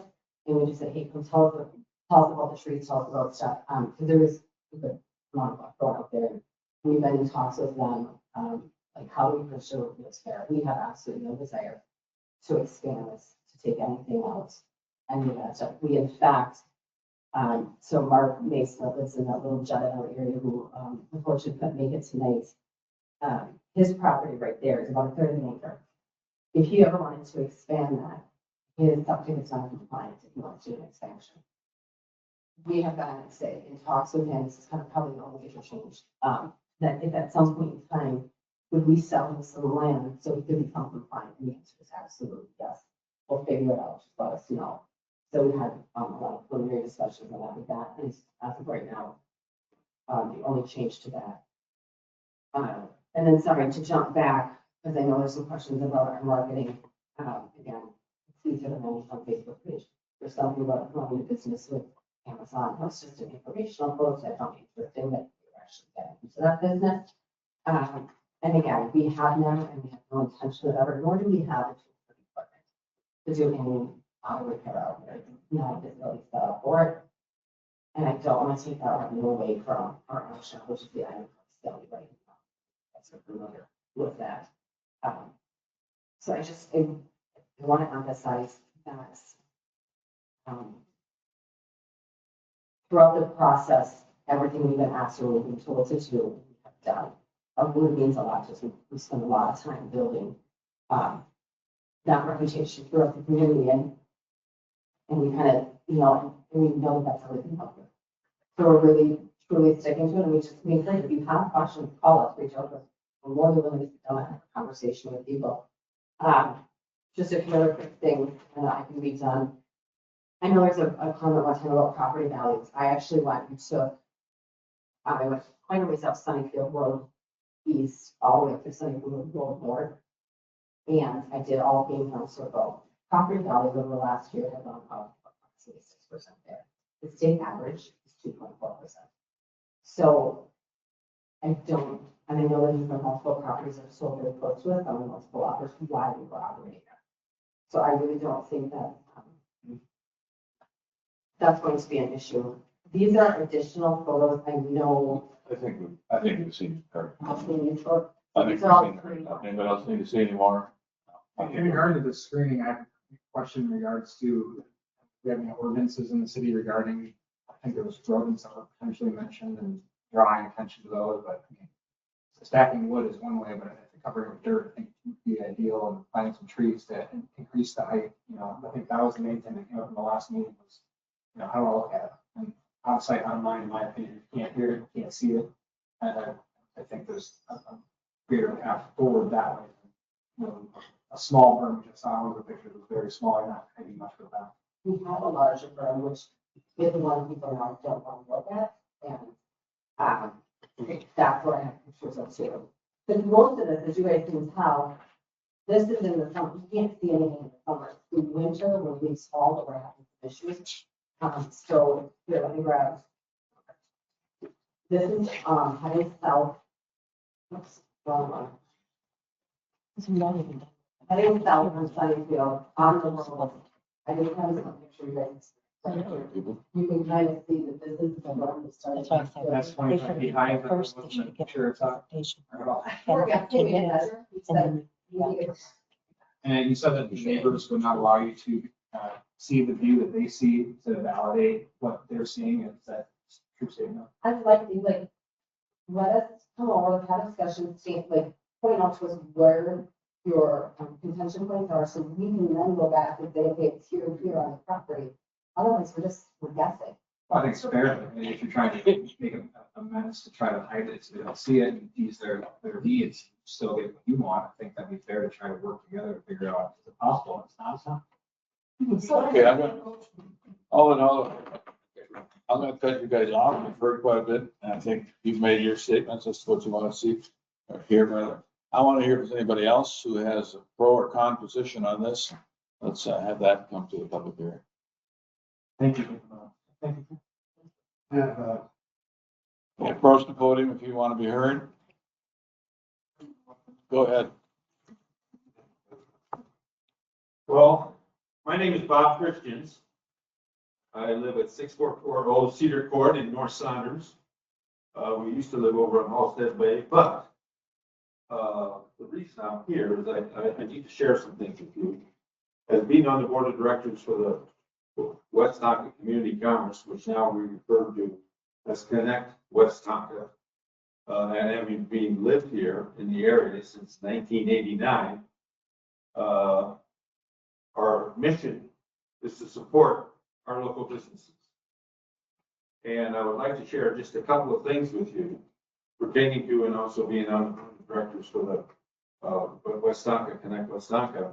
There are so many events that we're involved in, from the Spirit of the Lakes, the Incredible Festival, Food Show, all these things that are involved. Thank God for Kelly and Steve. The participation and the generosity they give to this community is unbelievable, unbelievable. And I don't know, with all what has happened, it surprised me and I'm shocked to see what has taken place here, for whatever reason. But please, between you, the city, and them, let's figure out how to make it work. Okay, we need to figure out how to make it work. They're a tremendous asset to our community. If you don't believe me, just ask all the people that are on the board and operate all these different operations that we have. Sorry, thank you very much. That's all I want to say. They're just very much. Okay. I think that gentleman was next. Oh. It's either one. Come on, sir.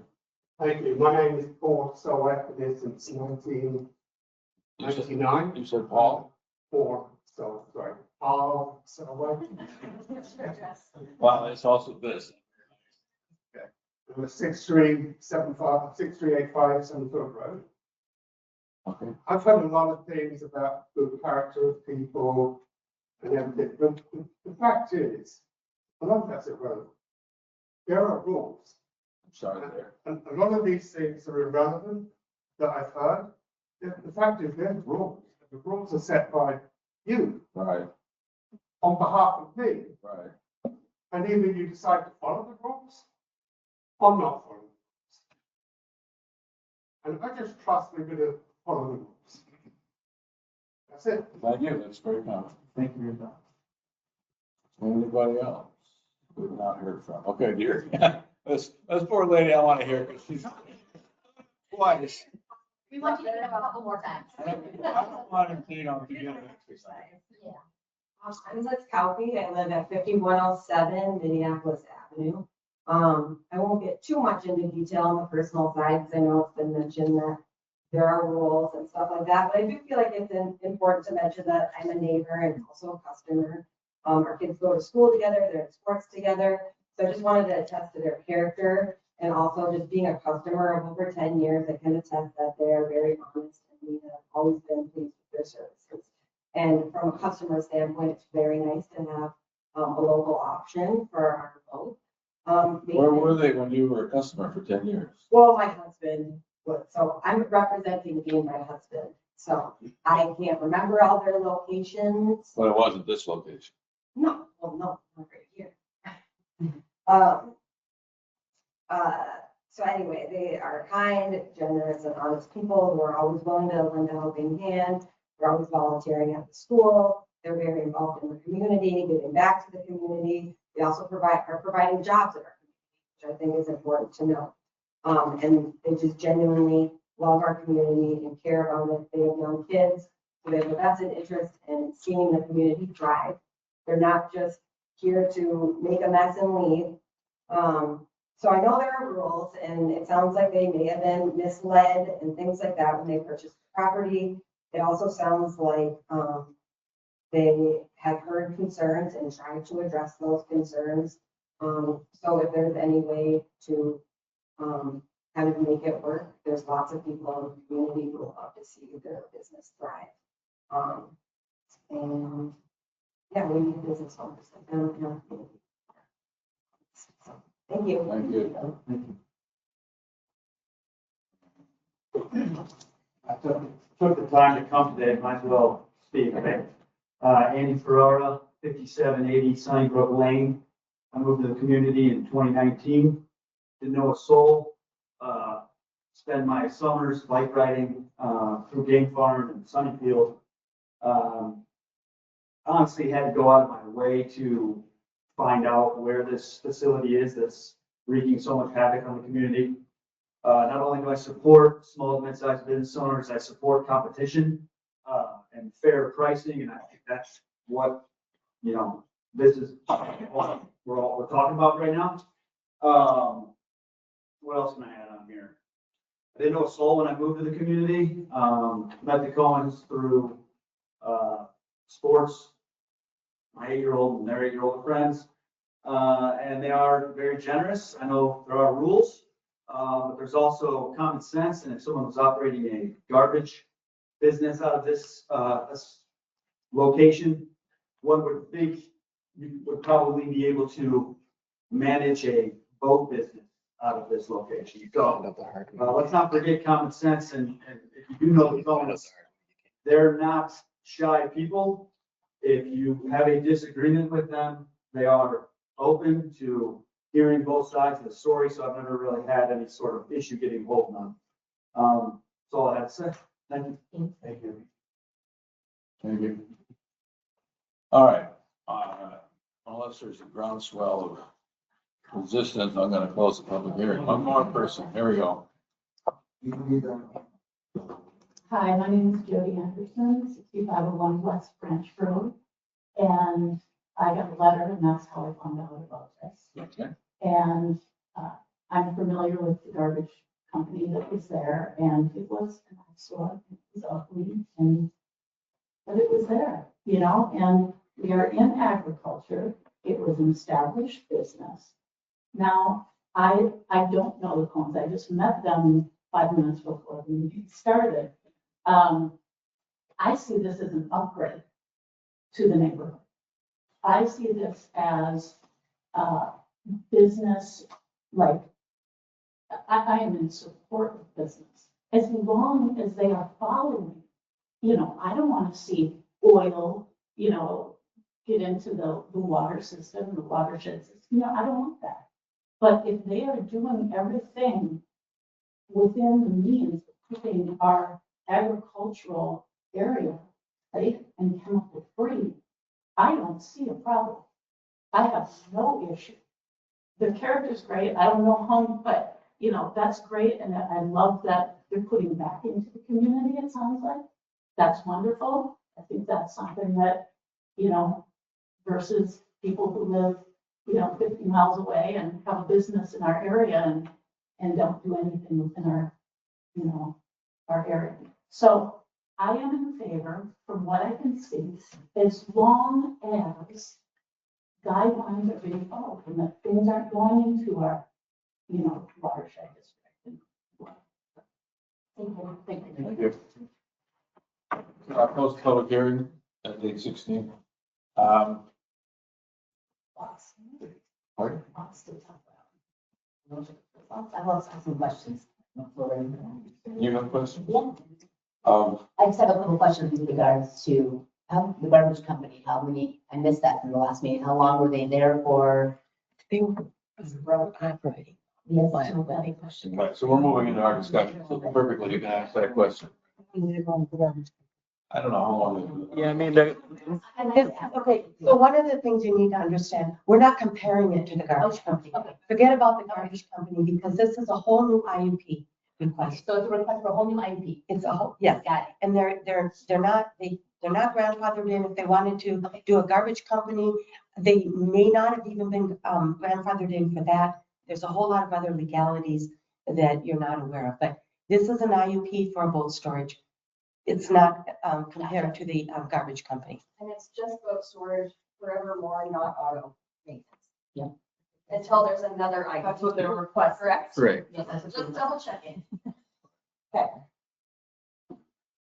And Well, it's, I mean, I have to make a comment. I think it's an upgrade from what it was before, and so well, what it was before was yeah, I think, preceded even Yeah. zoning codes, apparently, Yeah. went way back.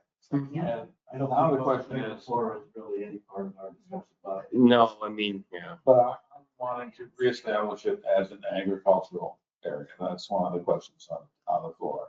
Is do we want to say, whatever pathways we've been down, we're wanting to either revisit that or back up and go back to the zoning, which is on the books as an agricultural area. Nick, am I correct that this could be brought to us 5 years from now if sold and potentially be designated for high density housing? I mean, if the landowner wanted to make the request, the city would consider it. I mean, I'm not sure that would be a logical ask, but I mean, a lot can change. Sounds like we've changed all their agricultural other areas for high density housing, so. It seems like It wouldn't be high, Well, it wouldn't be high density, but it could be a housing development. Planning about this small business taking up an acre or two of land, would you rather have that for 50 years or 60 houses, that's 40 acres? Yeah. I see it as a different issue. This is, I mean, I've never seen a CIP with this many. We have 18 people, direct neighbors or close neighbors saying they don't want this in their neighborhood. I mean, I view it as, the neighborhood has rights. And these guys seem like amazing people. They're the exact kind of business you want in your community. It's not. Kelly, they're discussing, I'm sorry, but. Yeah, I have some comments. I get that this is the kind of business we want in our city. I don't think that's what's in question. I think what's in question is, does it come at the cost of the rights of the people that are in the neighborhood already? Because it's already there. Because they didn't have the opportunity to say no to it. It was not, they didn't ask. Like, if this business moved into my neighborhood, that's your bottom dollar. You're saying, I do not want this in my neighborhood, and I would make sure it wasn't in, because I don't want traffic. I don't want all these things. There's horses living next door. I just drove by this place. If I have a horse, I do not want this next to it. Horses this is what agricultural land is for.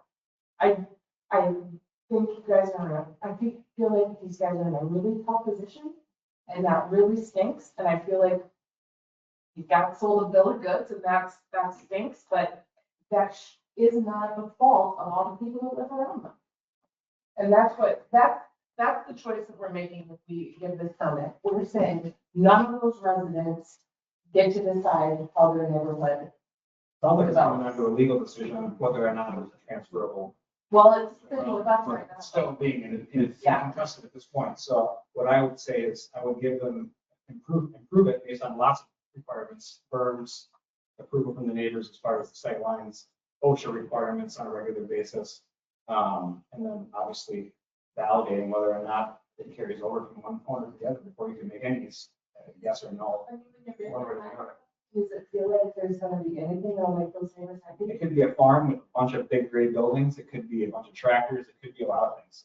If you bought on property under the impression that they could continue it, I think it's a legal thing that needs to be decided before we make any assertion whether or not it. That's a good, benefit from that's a this. good thing. Both tractors, boats, But we do need to decide. I would agree to based on all the conditions, right? So legality of it was needed. So we should. Jack, were you making a motion on that? I got a motion to approve it based on the fact that they, and we can all address these, all their OSHA requirements, required to have no dumping, required to have the appropriate berms and hindrances from people who haven't viewed it, and most of the normal areas that you would expect. And then, of course, if the legal standpoint says that it was, then it would be approved. If not, if legal says no, it wasn't carried over on the purchase, somewhere, if there's another lawsuit there for false representation or something, I would guess, but based on what I've seen today, I would approve, based on those things. And I think we made some suggestions last time that the application was withdrawn from city council, and here we are again. We made certain recommendations that giving us a chance to meet the standards of what the neighbors might want.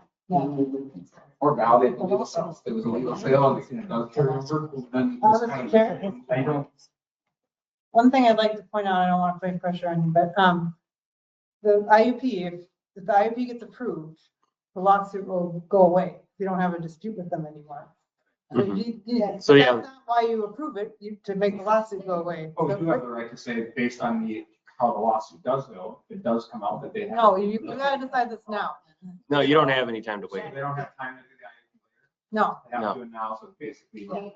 That's not what we were told by our. I get her opinion on what she told her. She's our counsel. She's an attorney. That's fine. Can I hear what she has to say from her counsel? No, Why not? because we have our attorney telling you from the city's perspective, Perspective, but not law. Yes. it is law. But she, She's our lawyer. perspective, it has to go through a court system to determine if that's factual. You're making an argument, that's one thing, but having a court or a judge decide on that is not. Mr. Chair, members of the commission, the lawsuit is currently pending. We had a mediation to try to settle the lawsuit. Out of the mediation, they said, try to settle this by having them apply for an IUP because the previous one was withdrawn. That's what they did. They applied for the IUP under the 60-day rule, Minnesota statute 1599. We have to act on the IUP within 60 days or it is deemed approved. We can do another 60-day extension, but that's it. So we can't just table it until the lawsuit is over and see what happens. We have a timeline we have to go follow under the law. And, you know, it could get approved if we just sit on it. It seems like they don't have the right to validate whether it's a legal purchase or not before they even come. But if we deny the IUP, the lawsuit continues. Correct. Right. So I make a motion to recommend the city council deny the requested IUP based on. Yeah, we have two motions here. We should, so is there a second on Mr. Gangstead's motion?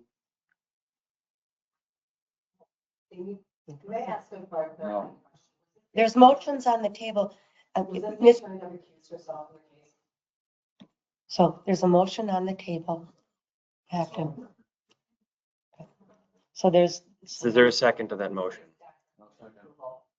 All right, and Sarah or Lindsay was proposing, Sarah?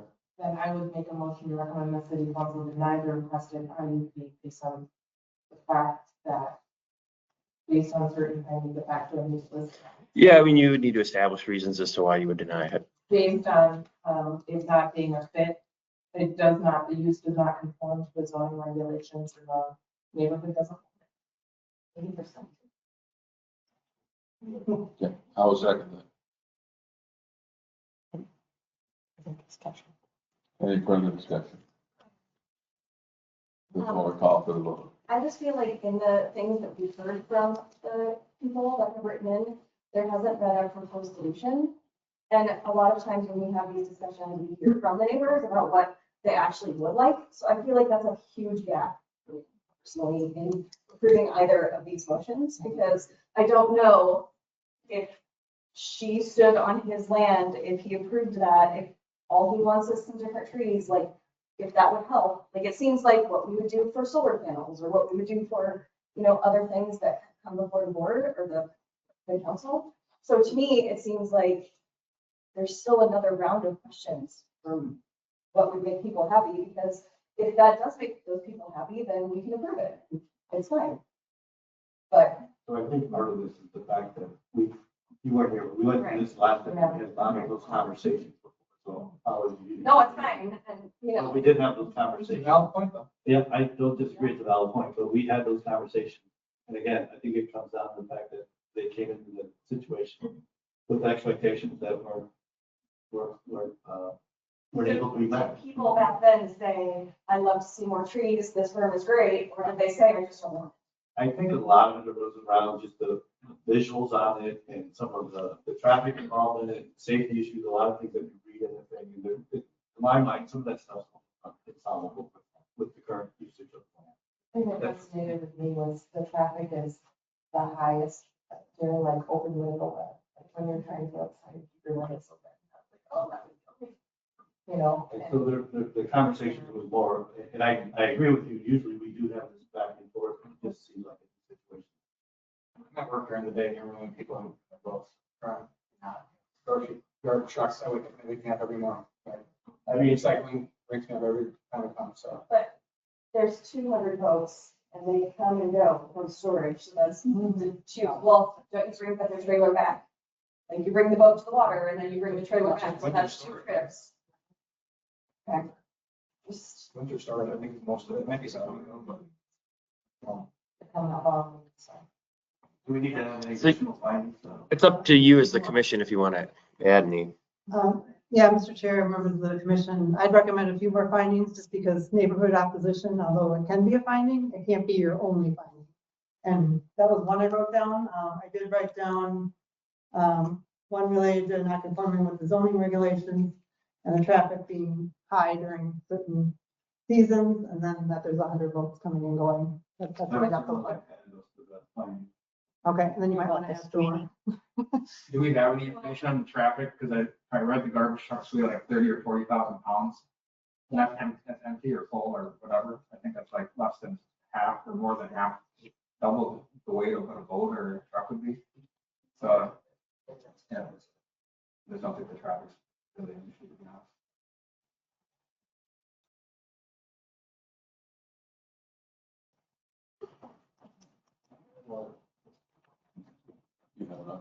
So I'm looking, so we could have the conditions for it, doesn't conform to zoning regulation.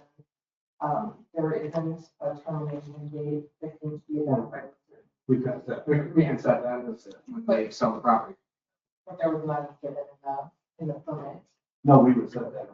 I would set that as part of the vision. The factors of noise, glare, odor, vibration, dust, and other nuisances. And I know that the applicant said that those things are not true, but that seems to be a different perspective than the residents. And certainly the surrounding properties. And the effect on surrounding properties is another one we can add. And then it's inconsistent with the city's comprehensive plan. And there is some sensitivity, the activities have an environment, some sensitive environmental features. Okay, could be mitigated, but. Yeah, but these are the reasons why. I wouldn't say that's a valid one, because if you have 60 homes there, you'd have the same concerns with all the cars and oil leakage and tractors and everything else that they would be storing on the property, so. But the option of 60 homes is not on the table. That's No, I know, I'm saying the ultimate, we don't approve this. We don't approve this, this could potentially be sold to a developer. If we don't approve it, it's the agriculture. And then it goes to court, and then we figure it out court, which that's probably a better option. Are we good now? Yes. Yeah, I think you've listed enough. Yes, I mean, it's a motion and a second, so, yes, there should be a vote in favor, then. Yep, so yeah, vote on it, yeah. Once more, what do you have down there, Nick? we have traffic, we have the environmental concerns, we have the lack of consistency with the comprehensive plan and the zoning. Those were the points that I wrote down. So. And then, so the wording is in motion. So, not To deny it based on those findings. That's what's on the table, is a motion to recommend denial by the city council based on the findings you've established. vote. All in favor? Aye. Opposed? Nay? Who's name? And Four there's to two. two. 4-2. Lindsay, you voted how? Aye, okay. So, then you have to list, Tricia Taylor and Zach. Mhm. Are the- yes, Yep. Thank you. Yep. Okay, so that's a recommendation. It will be forwarded to the city council for final action. And it'll be Thank you. on the 18th. I think that's also scheduled for the Yeah, 18th. the 18th, and we'll have, it won't be under consent. I understand that this is blatantly lied in this meeting. That's very upsetting. The attorney, because the attorney that was just putting on city staff did recommend it, and another one you approved, exact same thing, what did the findings so?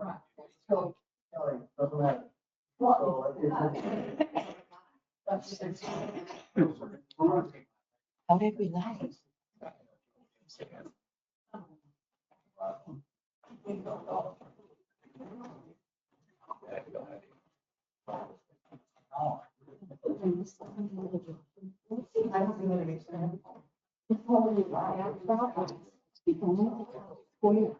Was the garbage business.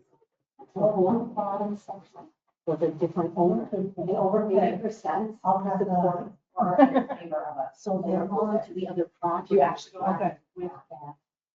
I didn't get. No, you're fine. No, I understand. So they already are seated in the process. Excuse me, can we clear the room, please? On the hallway, if you don't mind, thank you. I got the letters. Right. How are you gonna enforce it? We have these 500 votes. How are you gonna enforce it? And even currently, they want dogs, but they have trucks, they have RVs, they have trailers, they have boats. Right. What's that? Right. Hey, yeah, let's I'm not jump back on track here, please. Back on record. We always were on record. All right. Next item is staff review, right? Yeah, trying to think of what I got for you guys. I mean, quite a bit was here tonight. Yeah, I'm not, keep it basic. I'm not anticipating a meeting for February. Our deadline was last Friday and we did not get anything.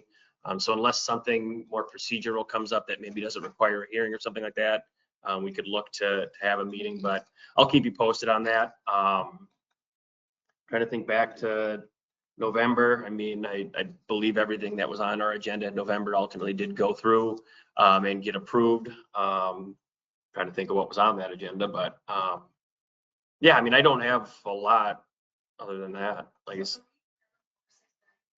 correct, yes. That the council starts at 6:30, so we wanted to align with that to avoid confusion amongst. We kept that at 6. So, Yeah, I looked at the thing. yeah, I mean, the conditional use permit and the 2 variances, I think was what was on our agenda. Those all ultimately were approved, so.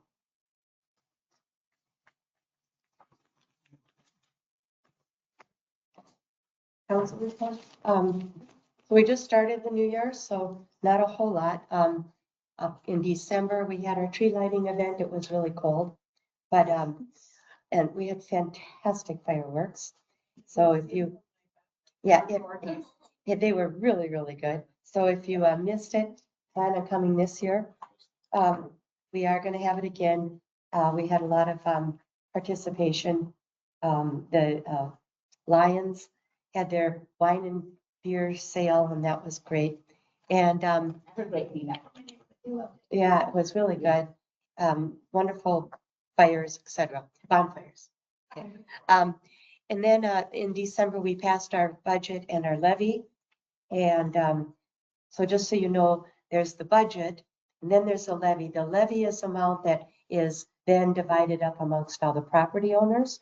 And it's usually less than what the budget is because the budget consists of a lot of other things and we have other revenues coming in. And then, so we had about a 9.42% levy increase. Part of that is just we're a growing community. We need more police officers, more public works, et cetera, et cetera. And then trying to think of some of the other things. It was pretty light. And then so far this year, it's been pretty light. We are looking, we did award the contract for the water treatment plant.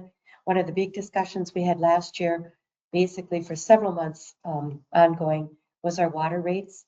And they are going up significantly. And it's because of the water treatment plant. And that's why we really would like to see a few more rooftops to help pay for the new water treatment plant. We're also we're trying to get bonding money from the state.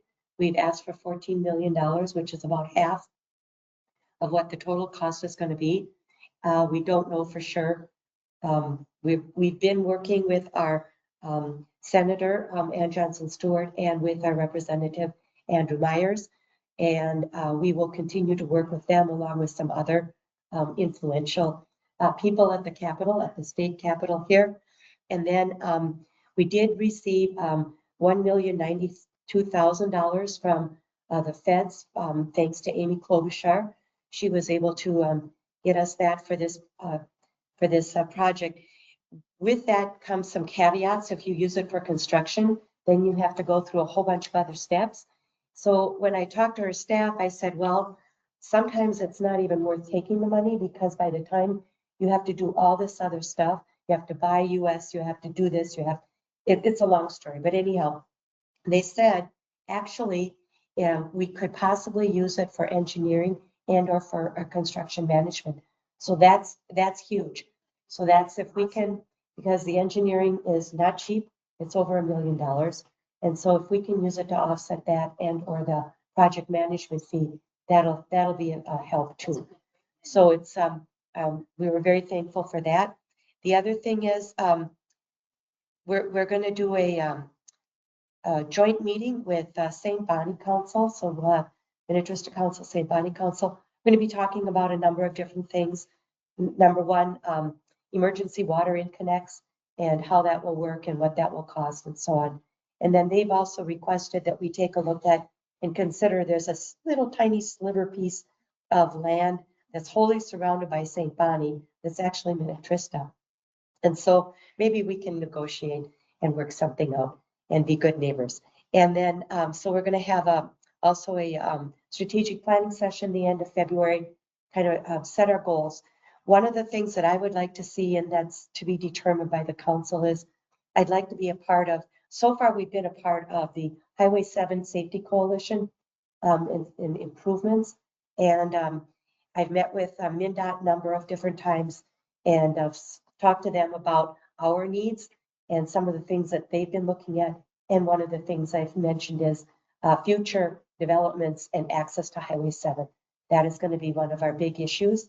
And as you found out tonight, that is something that will have to be addressed. Like Woodland Cove all over. Yeah, and so we'll be doing that and going forward with that. If there's some other, right now, that's all I can think of.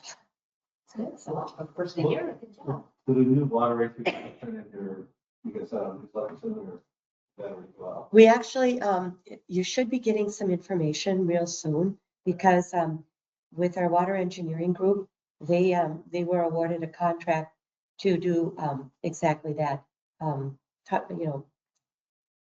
distribute information in multiple different ways. So, yeah. And there was a talk last time we met about the billing, We- monthly or quarterly, or maybe allowing customers to We are gonna be going to monthly billing. It probably won't happen until June or July, just because of how it has to transition. So we talked about that and we are on track to do that. The council has given staff direction that this is what we want to do. We also feel it is important because with the higher water rates, then you can manage your budgets. Well, it's gonna look a little less intense. It's, well, yeah, right. Yes.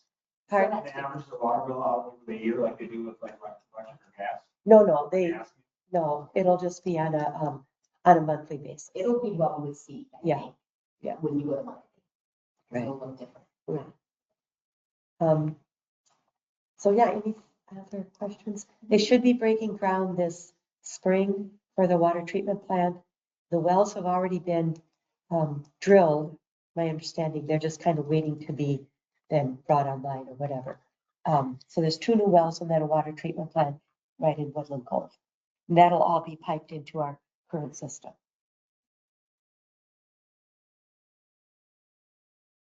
Any other questions? So how does one go about getting a personal well for their irrigation? So just gonna have, I wanted to ask that. I've had that question. Somebody, and have well, you have to get a permit to do it? Through the state. It's through the So they state. know you have city water access, basically? Well, what they do is they look at how many wells are in the area and what kind of wells they are.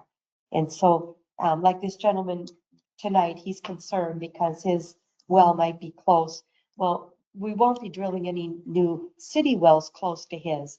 But if you wanted to drill, let's just say we had 100 people come in wanting to drill their private wells. I don't think you can. Number one, I think that's against city ordinance, because obviously, why would we be putting in millions and millions and millions of dollars in infrastructure just to allow you to opt out? Yeah, but I mean, if we opt out for irrigation. Yeah, you're right. If I have water. I tell you what, you can argue that with our, I'm not saying it was- I'm trying to reduce my load on your system, on the system. No, you're such a nice guy. Well, I'm dumping treated water on my lawn. the only other way you could do it is if you used your stormwater ponds for irrigation, and you'd have to you could pipe it in. Then, it'd be retrofitting it, which would be very expensive. But Rain barrel city. you could, yeah. And you can get rain barrels. Yeah, rainbow works great, but it's really hard to get it out. Yeah. Gotta put it up higher. Right. Yeah, that's it. I'll pump to that. I just don't think you could personally drill a well in your yard for your, yeah, If city water is available, I would doubt they would give it to you. yeah. I'm just making half on behalf of. But if Hunter's Crest wanted to, or Turtle Creek wanted to use their stormwater If you pond wanted to for retrofit that, irrigation go ahead. and retrofit it, you could request that. It might be an option, but it would be very expensive. Yeah. Yep. Right. We added them to feed theory. Yeah. Well, that's what that guy's gonna like to worry about. What's, From you guys. all the costs that they're taking. Motion to adjourn? What? Okay. Yeah, absolutely, second. Thank you. Thank you. Guess I showed for a great one. All right, that was second or third time in these things where we've had someone come before us and say, well, what's gonna happen next?